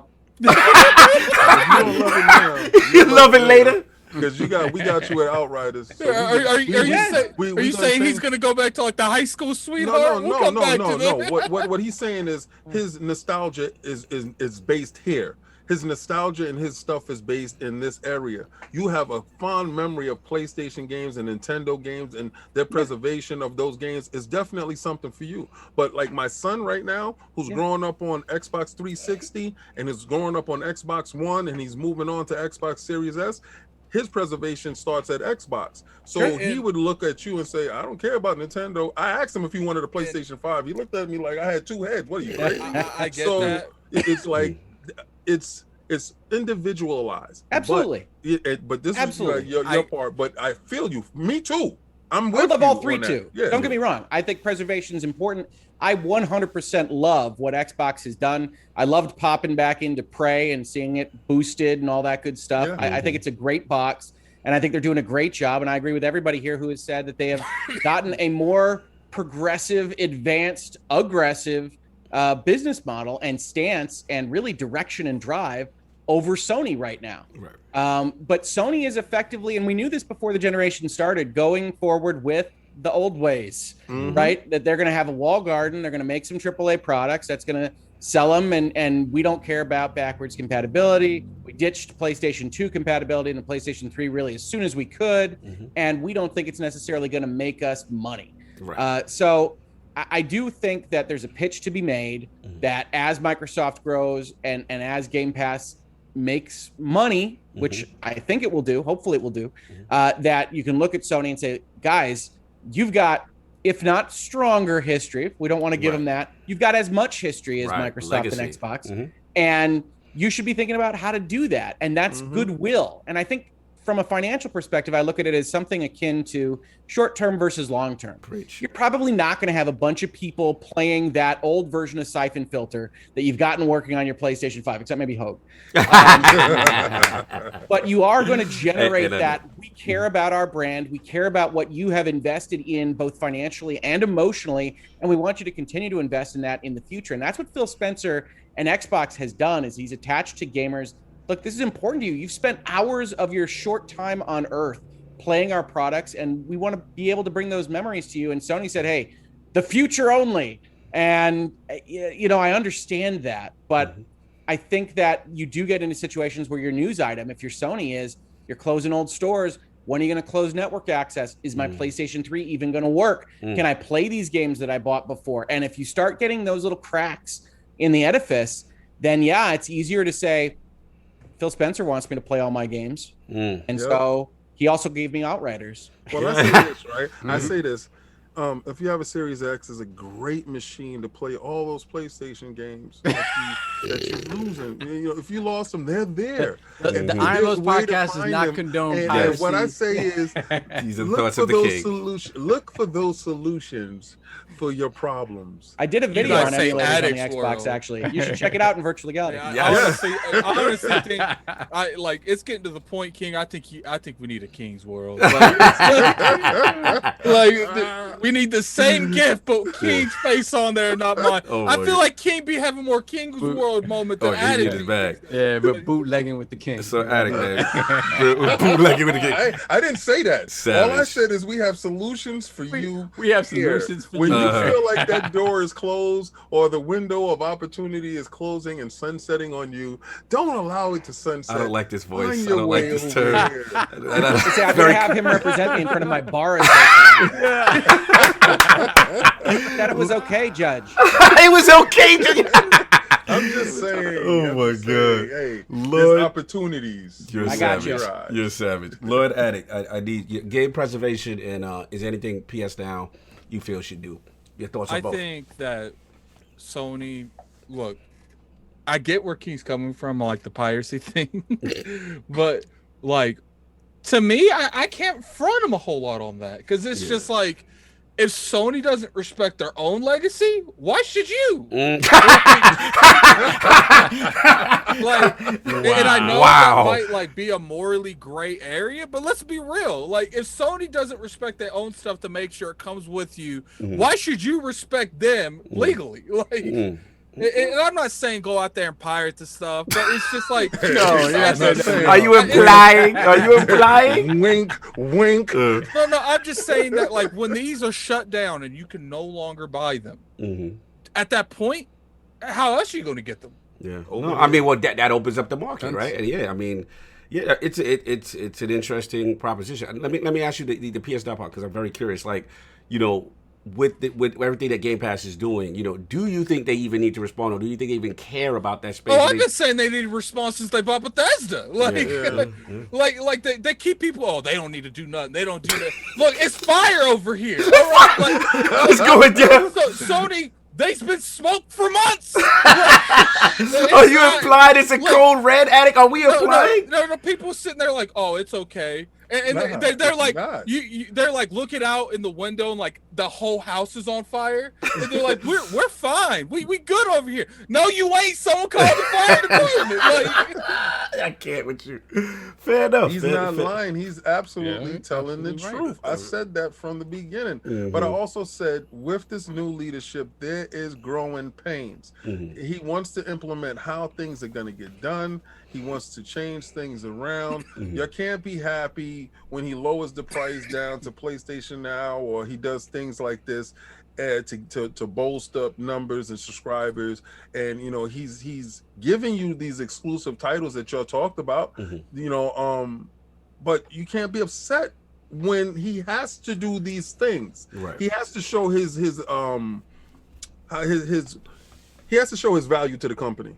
Right. Well, he has. I mean, he's dominated Europe. Yeah. He's, you know, he's changed position. Let me jump in for a minute. He's positioned himself to jump in, and you know, basically when we talked about the changing of the guard with the Japanese studios and then kind of dispersing roles and stuff like that. I think it was Asobi, correct me if I'm wrong. But the thing that we've noticed, even from the early outset of the PlayStation 5, and I've said this on a couple other podcasts, is that one thing traditionally, as we and you know, King, like when we used to get the Japanese PlayStation, you know, Cross would always be the confirmation in the U.S. and Circle would be confirmation on the Japanese side.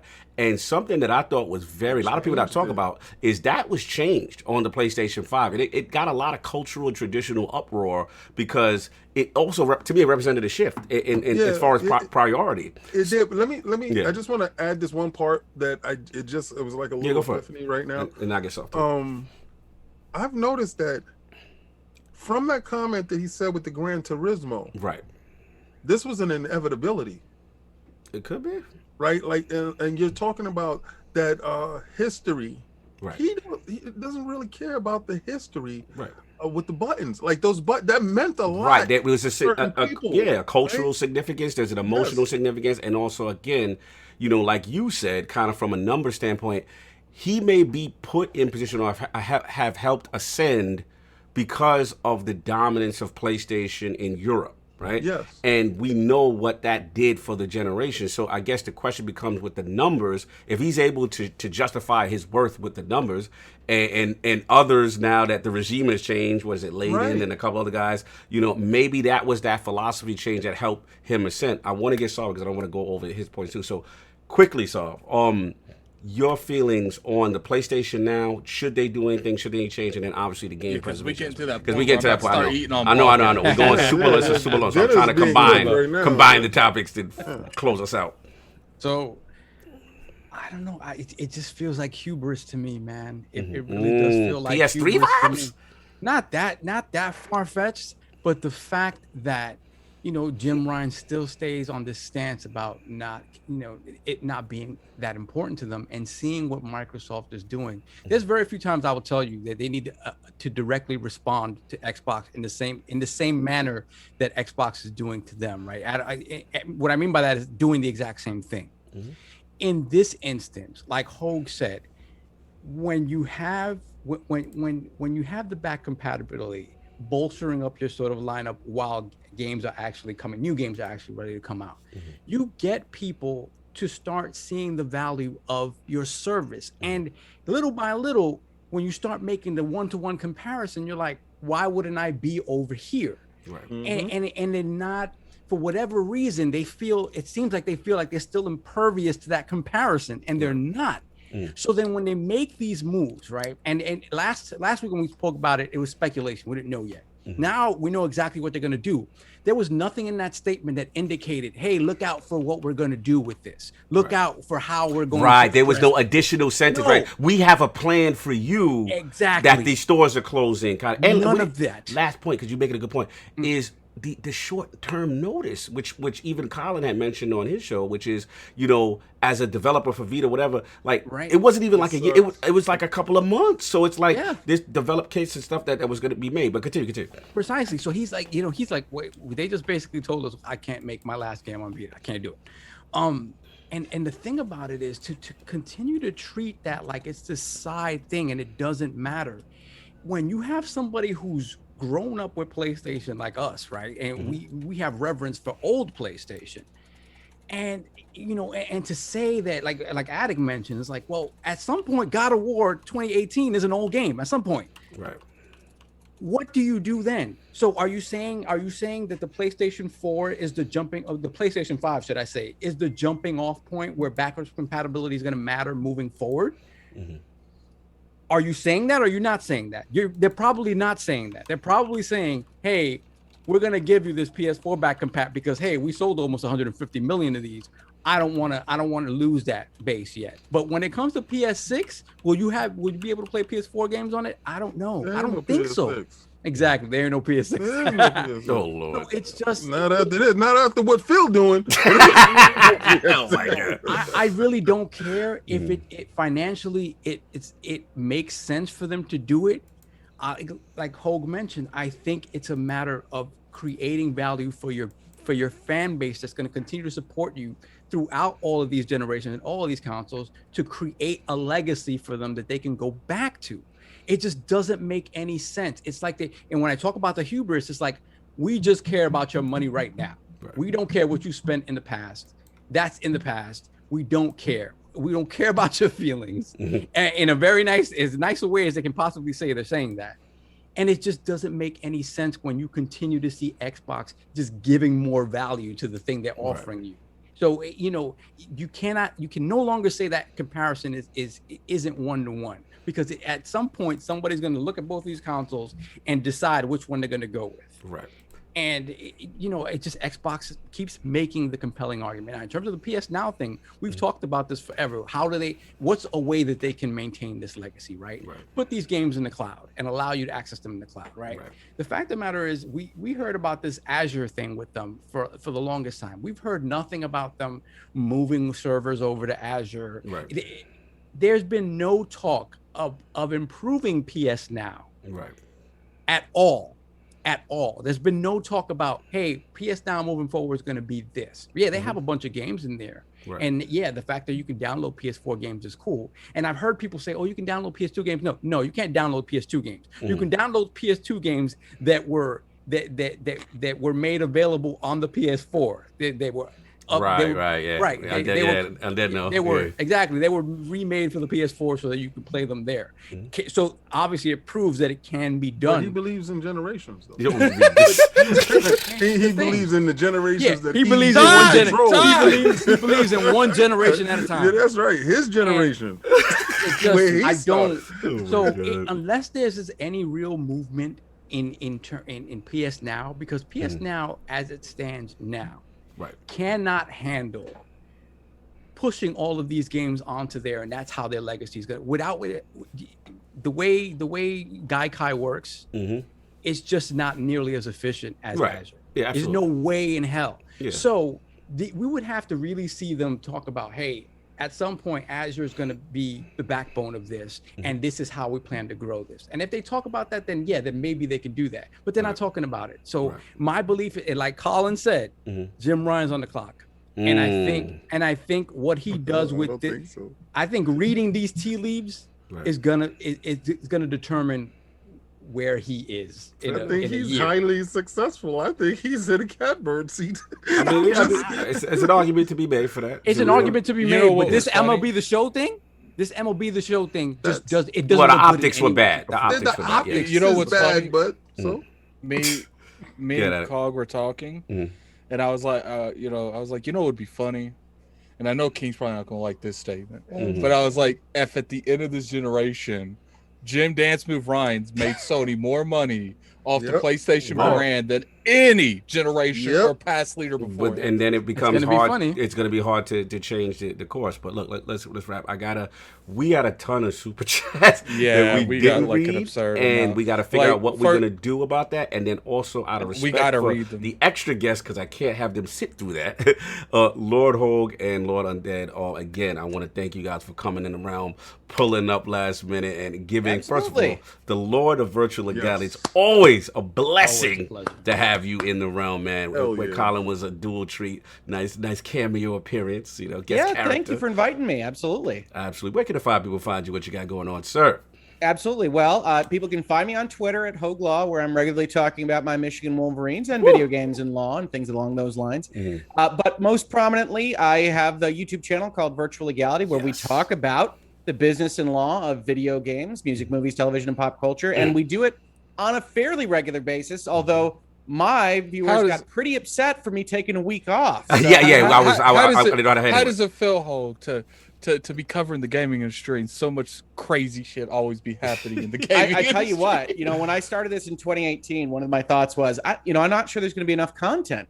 And that was quickly assuaged as I basically can't keep up. I basically have a list, I have a Word document where I have great fans, a great community who sends me all these ideas, and then I have to pick one while also running a law firm. So it's a matter of picking and choosing, but it's a great thing, and hopefully my channel is helping to get a little bit more and better information about the specifics of things like the Bethesda deal when maybe some of the articles aren't as specific as they maybe should be. What the funny thing is, like, anytime something happens, like, and me and Cog start like debating on something, I'm like, dude, until Hogue gives us that's my new thing. I'm like, I mean, like, until Hogue say, I ain't going with that. We gotta really break down this. Say. Absolutely, brother. You are a connoisseur. I need that Hogue video to drop so we can stop this. I love what you bring to the gaming space, and I love supporting it, because at the end of the day, it's all about clarity and learning how these things work from a legal standpoint, from a contractual standpoint, acquisition, all that good stuff.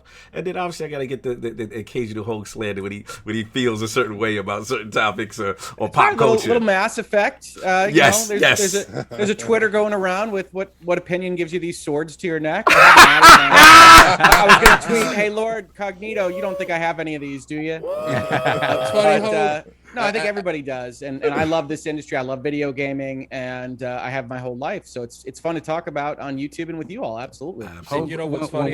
When we have that debate show, you know you're gonna be my cleanup hitter. Right? Like, I'm not gonna lie, man. Originally, I was on Cog's side. I was like, oh, about to mop the floor. No, I gotta say, I think Saul's team about to mop. Once he got home, it was Hogue and ACG alone.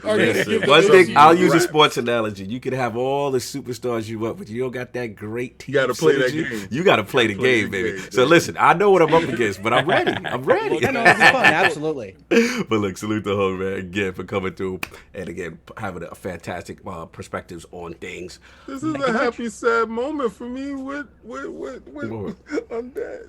I know. The elevated. I was happy as hell though when he popped in. I was happy. Elevated from a LogNet, an alumni now. We got to call you an alumni. Yes. And now with Android Central, the legend himself pulling up, Nicholas Daly, aka Undead 3XVI. Where can the people find what you got going on, sir? Well, if people want to find me, they can find me on Twitter at Undead3XVI. I would not recommend it because it's basically swords at your neck opinions. I like it. That's Hogue. And of course, you can find all my written work at Android Central and Windows Central. And I've got a BioWare-related piece on what they need to do with Mass Effect. Oh, you mean like fix all the problems with Mass Effect 1? Are you doing that to make it actually playable to Mass Effect 2? You should focus on that, being that they're fixing things. Done. Yeah, you bang, bang, bang. Shoot, I don't miss. This is the best part. This is the best we part. got like a billion super chats. I know. We got I know. I'm sorry, I did. I interrupted you. You're great. No, it's fine because you know what? The best part is I haven't played a Mass Effect game, so awesome. When the remasters come out, I'm gonna come in and I'm immediately gonna have a team. I'll be playing through the game going, this is where I'm gonna be at. I feel. Make sure you play the originals first, and then, so you get proper context. No, you play the remaster like a normal person. No, salute, man. And then again, now respectfully, guys, you guys can definitely head out because we have to pay the bills, and I don't want you guys to sit for maybe 30 minutes if we have to do that. So, absolutely. Well, thanks again for having me. Yes, thank you, brother. Much appreciated. Thank you, guys. You guys are awesome. All right, man. All right, Solve Addict. How you want to handle? Do you want to do a whole thing? I'm on it. I got it. Oh, you on it? Okay, cool.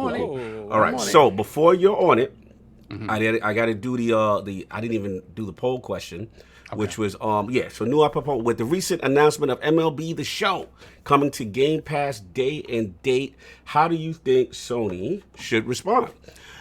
A, choices are Sony should be more aggressive with timed exclusive game deals and beef up PlayStation Plus quality. B, Sony should stand pat and focus on high quality AAA first party studios. C, Sony should retool and completely reinvigorate PSNow. Or D, I don't care. Game Pass is unsustainable, bad for developers, and real gamers need to buy their games. I didn't see anything for me to get off in that. I thought D is gonna be. I don't care. Nothing they gonna do is gonna matter anyway because it's over. Because it's a wrap. 25 million. So please write the vote when it goes up. 25 million. On LordsCognito.net. Now, super chats and then outros. Let's get about it. Yeah, we got a lot of super chats. Hold on, I'm on it. We got. So we didn't disrespect you guys. We got you. We got you. We only had it so for much, 2 hours, guys. you guys. We have a lot of super chats, so thank you guys. You really, y'all came through. Came through first. We got Flame, $5 super chat. For Phil hath shown his light upon Good Friday and said unto people, who wants to play baseball? My treat. The Book of X. My treat. Take your fans out to the ball. Oh, Then we have Malik Tyler once again with the $1 super chat. Thanks once again for the support. And we got the Everborn Saga. Woo! $2 super chat for the watch. If you I know that know. means. He was on Boom Prime Time. He was No doubt. Then we got Drunken Ninja, $5 super chat. Colin just described how I feel with Outriders. Salute, Lords, and good to see y'all. No doubt. Thank you. That's right. Then we got our brother Boom, Double Barrel Gaming, $5 super chat. Shout out to my brothers. This is awesome. Colin, I'm a huge fan. We NY boys need to collab in the future. Factual. Then we got Eric J, the homie, $5 super chat. Jackson. Shout out to my ILP brothers. Blessings, blessing us with this special edition Tuesday show in the realm with the one and only Lord Colin Moriarty. Legendary. What a show. Fantastic show. Then we got Gerald Mack, $10 super chat. Shout out to the Lords. Good afternoon. And I have to admit, it's crazy seeing you on a Tuesday afternoon, but just like yesterday, where the Lords go, I follow. No doubt, my brother. Thank you. Thank you so much. And thank you for that Teespring. It's already on its way, brother. Facts. Then we have Ed Kesty with the $5 super chat. Question for everyone here. Knowing that the main character of Nier Replicant has sold himself into prostitution, how does this make you feel? Yeah, I have no idea what he's talking about. Yeah, so there have been some changes to Nier in this remake of the first one. Yeah, listen, man, the streets are tough, man. You do what you got to do. We read this one already. Lord Jameson, $100 super chat. Thank you so much, my brother. I appreciate that so much. Then we have Kendrick Starr, $5 super chat. I had a Saturn with the Switch and 4-in-1 cart. Saturn was good. Thank you very much. Oh, there you go. Saturn love. Then we got Rubber Knob over here. The man, the legend. Like I said, the Rubber Knob. I don't like the way you say it. As a past Saturn owner, sorry, saw in the bushes. The prequel and the sequel trumped. Yes, it did. Yes, this is true. And we have Mass Erect. Yeah. Good evening, Lords. I'm ready for the smoke. Yes, sir. Yes, sir. King got his bars on. That's for sure. Then we got Raiden Blade with the £2 super chat. Hello, gents. Almost missed the show. Outriders fault. It's brother. Taking over, brother. Then we got Family 108 Dragons TV with the $2 super chat. What's good, fam? Chat, let's get lit. Happy Tuesday, no doubt, my brother. We got 108 Dragons again, $2 super chat. SOCOM is a classic like Reebok's 5411 Sony. No doubt. Then we got Gamers Play with the $5 super chat. X-Band had fighting games, Mortal Kombat, and Eternal Champions. Oh, yes, Eternal Champions. Yes, it did.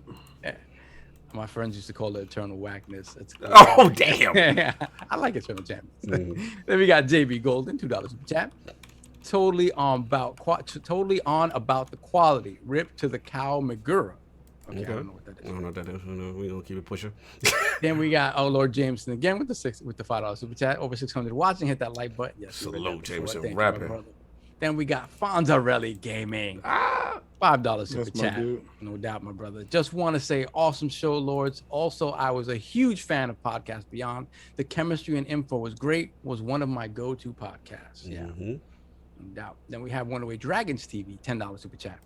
Colin Moriarty is my favorite interview yet. He's dropping real info on journalism and the banter that's being created and being willing to separate from the toxic perception. Great job, Lords. Facts. Yeah, for sure. I saw people in the chat who'd never heard of Colin, being like, or had a certain perception of him, and it came out of the chat different. Yeah, and that was excellent. Especially during your moment, so we'll get to you. Then we got Drunken Ninja, $3 super chat. We need a Don DeMarco for Saab's amazing insight. Told you that, yo. I'm telling you, chat was going crazy. DeMarco. He was like soft preaching. No doubt. We got Mass Erect. He back. Xbox gamers doing the Diddy Bop. Yeah, he was in their bag. Then we got Z Black Rider with the $10 super chat. Most of the world can converse. America is the hammer. Don't talk politics you know nothing about. Okay. Then we got Lord. I didn't know if that was at us. Yeah, I don't know. Wait. I don't talk politics anyway, so don't matter. Exactly. Respect the context. Then we got Lord Jameson again, $2 super chat. No time for Colin's top 5. We got to it, brother. We got you, bro. I told you. Saved us there. I had to. I couldn't let him leave the room without that. Then we got Dan Lazaro with the $5 super chat. Xbox is attacking PlayStation with the death by 1,000 cuts method. PlayStation is looking down at their body and thinking, oh God, when did that cut happen? Savages. Then we got Corey Hale with the $15 super chat. MLB The Show Game Pass. I called it. We have a profit, Corey Hale, no doubt. Then we have the Rubber Knob with the $5 super chat. What if Sony put it on there as a test to see what numbers it brings in, to see if it would be viable to do the same on their platform? No, I'll answer that for you. They didn't. I think if the numbers come back really crazy, you got and purchase wise and stuff like that, you might see something strange go on Game Pass. Remember, you got a numbers dude on the other end. This is the epitome of everyone else around that. Except maybe Durant. Being caught with their pants down. Like I just want you to know that I have DoorDash coming, and if this isn't over by the time it gets here, I will be eating my burgers live. This ain't the first time. This ain't the first time you went and got food. Like he act like it's some new threat. After 3 hours, I'm eating. Okay, so Addict, do me a favor. Grab from. I thought you were asking for food. I was about to pass No. Yo, the way he said, Addict, the DoorDash, make sure I get. Grab from where? All right, from Cat Daddy. From Cat Daddy, grab those because I'm reading and I'm not able to copy these. So from Cat Daddy, just copy those. From Cat Daddy down. Oh no, just Cat Daddy. Just felt like adding to the workload. No, yeah, exactly. From there. All right, I have the actual thing up, so when we get to it, I'll read the rest. Okay. Hold on one second. Let me go back to this. Then we have Vagabundo with the $5 super chat. They're all making it way complicated. It's unlikely MLB employees who play video games all have one console or the other. Okay. And you got Raiden Blade, £5 super chat. Uncle Phil is like, time to release my inner Ichigo. Be compliant, Bunkai. Hold my Game Pass. Oh my God! Wow. Wow. Hey, messy. Oh, that's what's up. And we got Mass Erect. Yo, he in there. Pause. $2 super chat. This is a chess move. Yes, it is. We got Raiden Blade, £5 super chat. Now I'm with King David. This might be the last PlayStation 5. It costs PlayStation to make a lot to develop. It's best to put their software on Xbox. Wow. Yeah, they got the studio. Just give us your games. This is a stick up. Yeah, he said it like, stop playing already. Just give us games. Just give us the games. I'm done. Then we got Raiden Blade again, $2 super chat. Oh, it's £2 super chat. Spider-Man Game Pass, LOL. Savages. Yeah. And we have Mass Erect. Yes, yet again, $2 super chat. He was out there. And we got the ILP Who Did That For You, my man Phil is the one who did that for you. Raiden Blade once again, £2 super chat. The world's most dangerous and nice man, Phil Spencer. Yeah, Phil Spencer has this silent assassin thing going right now. Like he really does. I told y'all from the jump. You said it. I gave it up to you on Boom Show. I was like, I didn't know if he had that killer. But I thought he was super nice, and I wasn't sure. But now he in position. When he's proven when he's in position. Yeah, he got the gat. You gotta, you better run. He don't no longer have the knife and pachinki. He got a gun. Oh yeah, run. My bad. Hold on, I ordered food too. I'm just making sure. We've been here so long. We had to order food live. Then we got. This is an average show. You act like we've been here longer than we know. It feels like we have. It feels like it's only we had the 3 hour mark. Oh, okay. This is normal. Yeah, this is normal. We normal. All right, cool. It's just it's the afternoon now. Yeah, it's because I'm not used to it being. It's dark outside. Continue. Then we got Gilbert Kitchens. Oh, that's what's up, Gil. Gilbert Kitchens, $5 super chat. Sony will directly see the number of players jumping into their game via Game Pass. Could this be a move to push Sony to finally compete? We will see. Yeah, compete by putting their stuff on Game Pass. Give us your games. Give us your games. We'll give you some. We'll stop the beatings. Hand the games over. Then we got Six Slayer, $5 super chat. This is the most ridiculous L ever. It's like Sideshow Bob walking into that field full of rakes, continually slapping him in the face. Oh my God. This is crazy. Not a good look. And we got Mass Erect. Yes, again. $2 super chat. Spider-Man is next. Here it comes, yo. Here it You guys comes. are being too much. When it happens, you'll be like, oh, snap. Snap. We got Easy Shock with the $5 super chat. This might be the best panel lineup from ILP ever. Thank you so much. Salute. And we got King One Supreme, $5 super chat. Here to see King put on a Jordan flu game performance. First MLB, next is Quantic Dream, Detroit Become Human Beyond Two Souls on Game Pass, Book of X. Thank you, brother. Yeah, I definitely had my flu moment. Had to move through the crowd, had Scotty. I was leaning on Scotty. I was looking at Scotty. Had to drop that double nickel on him. Then late to the show, but Shamar Witherspoon, let's welcome the newest member of the realm. Salute. Put those crests in the chat. That's what's up, man. That's what's up, man. Join the realm today too. Thank you, brother. Much thanks. And we have Gaming Times Patrick with the $5 super chat. Just wanted to drop some love for the podcast and the esteemed guests. Yes, thank you. And we got Felix with the $5 super chat. Netflix, Disney, HBO Max, Nintendo, and Sony don't own the pipes, don't own the servers. Big direct difference with Microsoft. Yep. That is true. They we lend them out. Sony down with us. They invested. They slide them games over.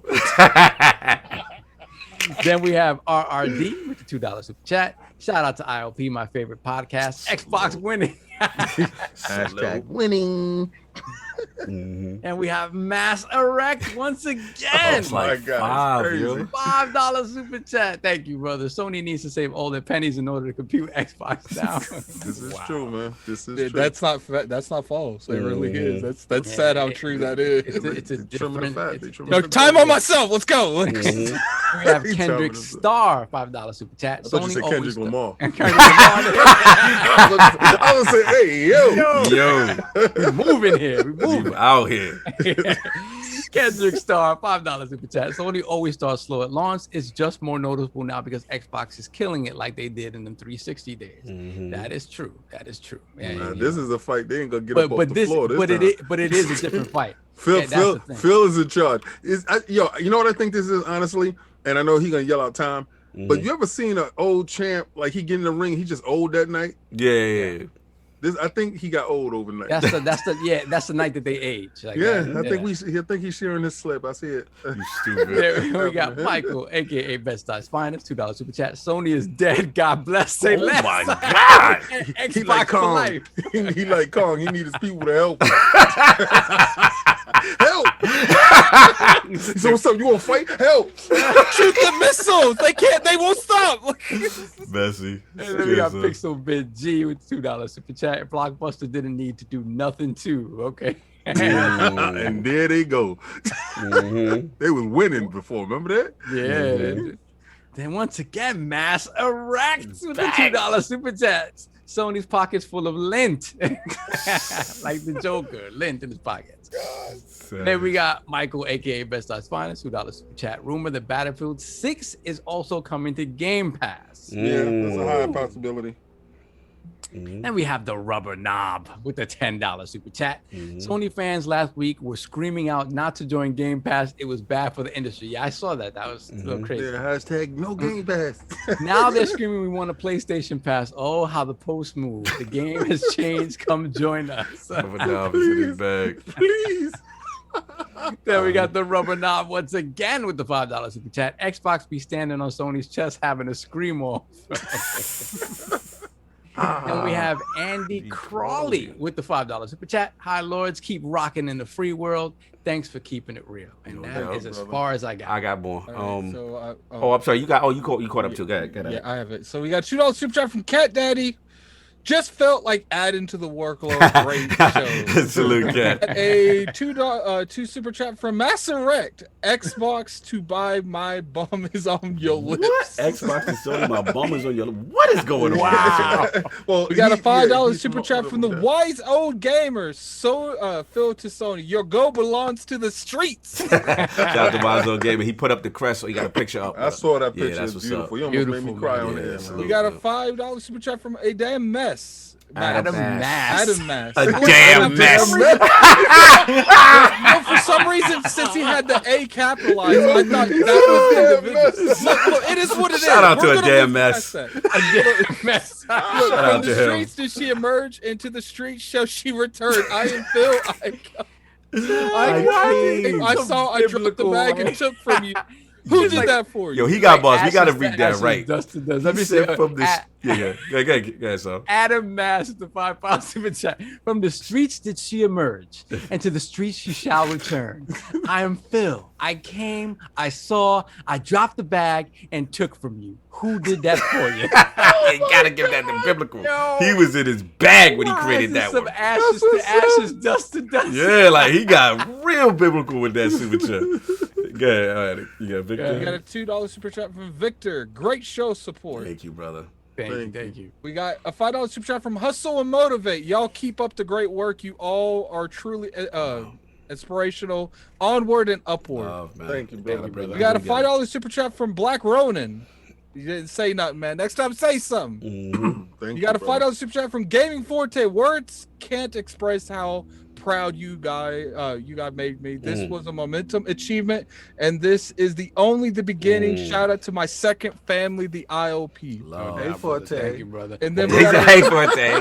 Hold on a second, Adam. Let me read this from JB Golden, because the Cal Magura thing. Yeah. He said, Lord Saab, that super chat was way back during the GamePass talk. Yes, I know. Cal Magura was one of the main super writers of Fighting Game Facts. Look at that. We probably used this guy's work so many times that we didn't remember his name. Yeah. Thank you. No doubt. Mm-hmm. All right, so we got a $5 super chat from Brat.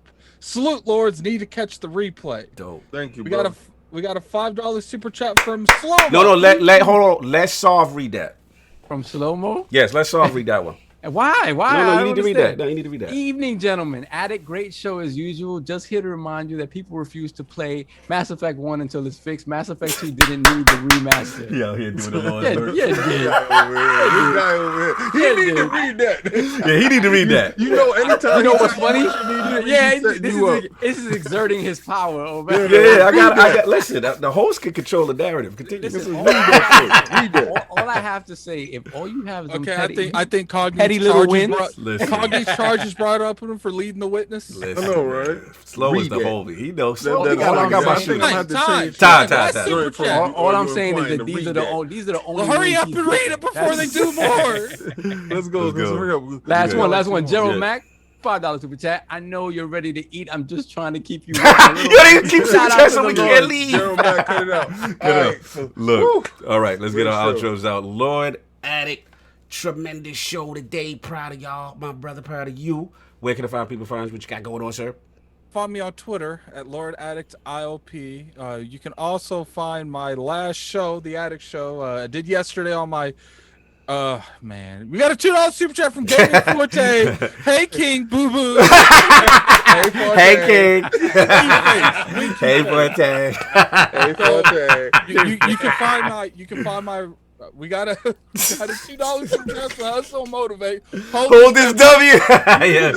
Okay, hold on. Let me say this really fast. Uh-huh. You can find me on Twitter, Lord Addict ILP. You can find me and King doing our second show on It Takes Two tomorrow. I don't know what time it's going to be, probably around noonish, one-ish. Yes. You can also find my last show, The Addict Show. I did my impressions on the PlayStation 5 with Kid Smooth.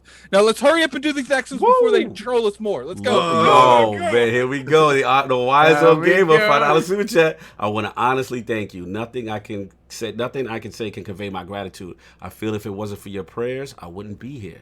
Thank you. Wow. Thank you, brother. I love you, brother. Love you, brother. Sir. It's good to see you in there. Behind you 100%. Did we get Hustle Motivate? Hold this W. Yes, and then you got to get Continue. Go. Mass There we Erect. got Mass Erect. The $2 super chat. Pause. Yeah, Hey Forte is pause. Yeah. Oh my Frank God. Lauren, $5 super chat. Shout out to the Lords on a Tuesday. I think my last super got snipes for song lyrics. Oh, really? Oh, Great okay. stuff as always. Really? That's crazy. That's interesting. I know they can snipe a super chat. So, They Lord, will? Lord Soft, where can the find people? First of all, again, proud of you, brother.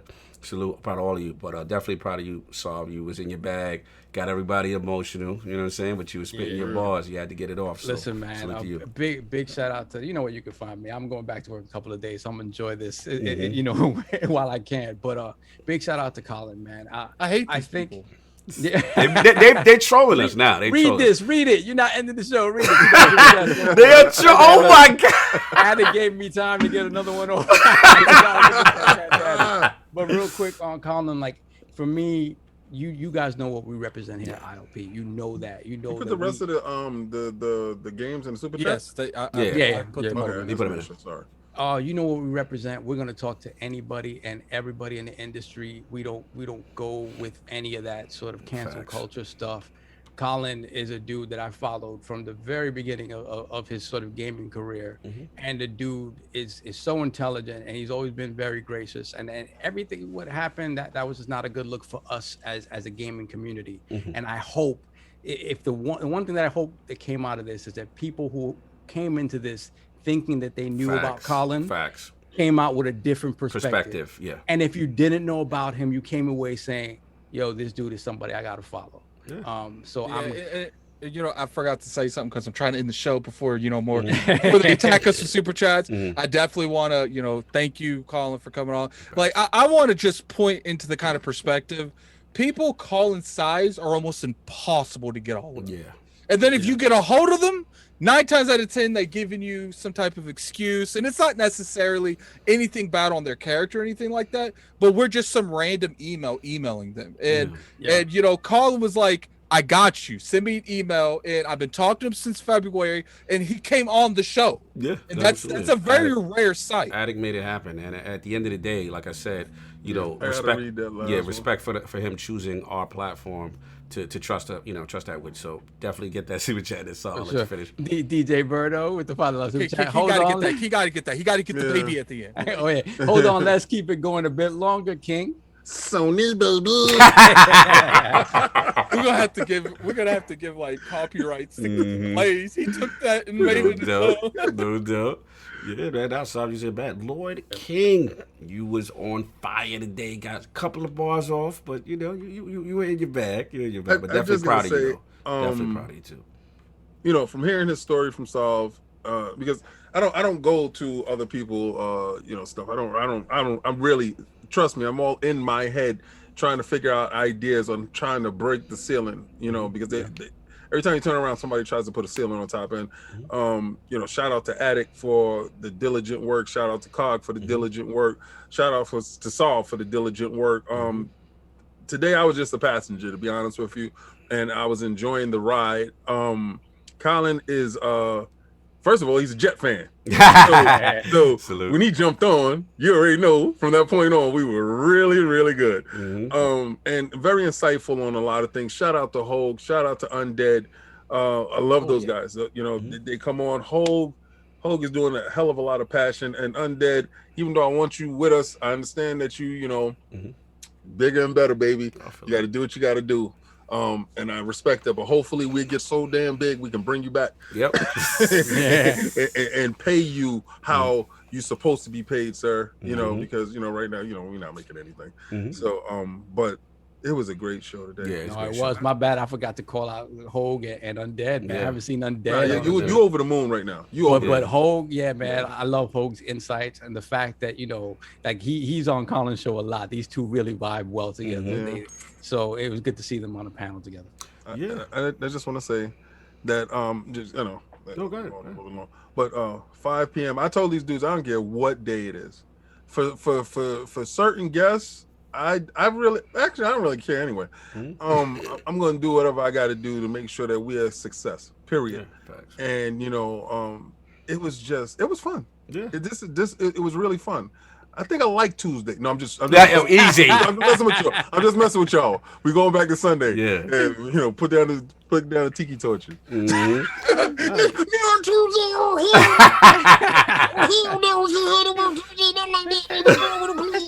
done with you. It's not the Lord's Day, but now look, man, tremendous episode. Super proud of you guys. Super proud of this episode, and just everyone who showed out. You know, because at the end of the day, you know, what y'all don't know behind the scenes is a lot of times, you know, we'll get oh, you can't have this person on and all this other nonsense. And we're not about that. We've always been, like Soft said, about inclusion. We don't care about your background, ethnicity, religion, sexuality. None of that stuff matters. At the end of the day, if you're a passionate gamer, you know what I mean? Most likely, you can conduct yourself well and have an intelligent discussion, you'll be on the show. So at the end of the day, that's what the focus is. And it's kind of funny, hold on, I just got to say this last part, is that I saw some people unfollow me, and I thought that was quite humorous because of this. But at the end of the day, you don't know what the mission is. You clearly did not listen. You don't listen to the show. You know, if you knew what we were about and you just had listened to the discussion objectively, right?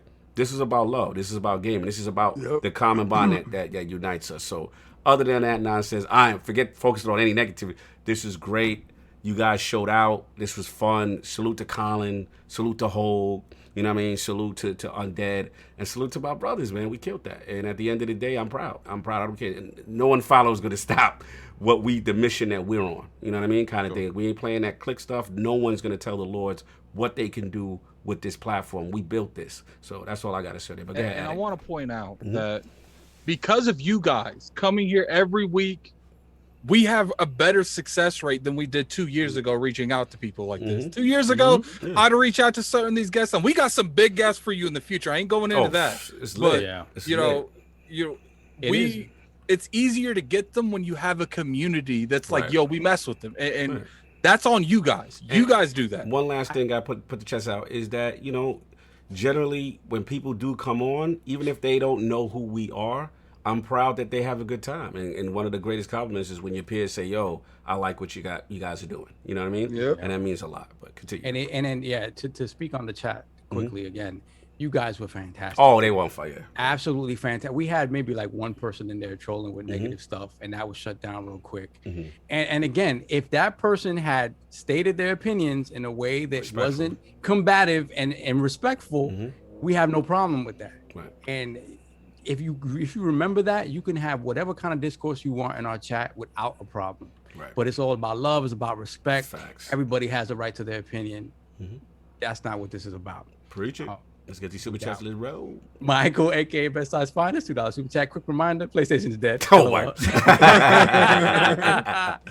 And to finish out the show, today, Mass Erect with the $2 super chat. I'm Mass Erect. This is my favorite podcast. Facts. You sound like Commander Shepard. Yo, salute. Mass Erect. We're about to be out of here again. Thank you guys for pulling up. Tremendous. And like I said, double feature this week. We come right back Sunday in the Lord's Day. Got another special guest. I'm not going to reveal it just yet until Friday. What's that? I do want to point out that. Hold up. Besides, get the food out your mouth, sir. I do want to point out that we will be doing a little bit more things in the future, and just be looking out for the stuff like the Patreon and stuff, because we're gonna be posting some stuff in there. No doubt. Yeah, we're gonna give you a ton of stuff to eat, like Attic is eating right now. Facts. We gonna eat too. Look, man, I told you. My food is already done. Look, we gone. Round. See y'all Sunday. Peace. Peace.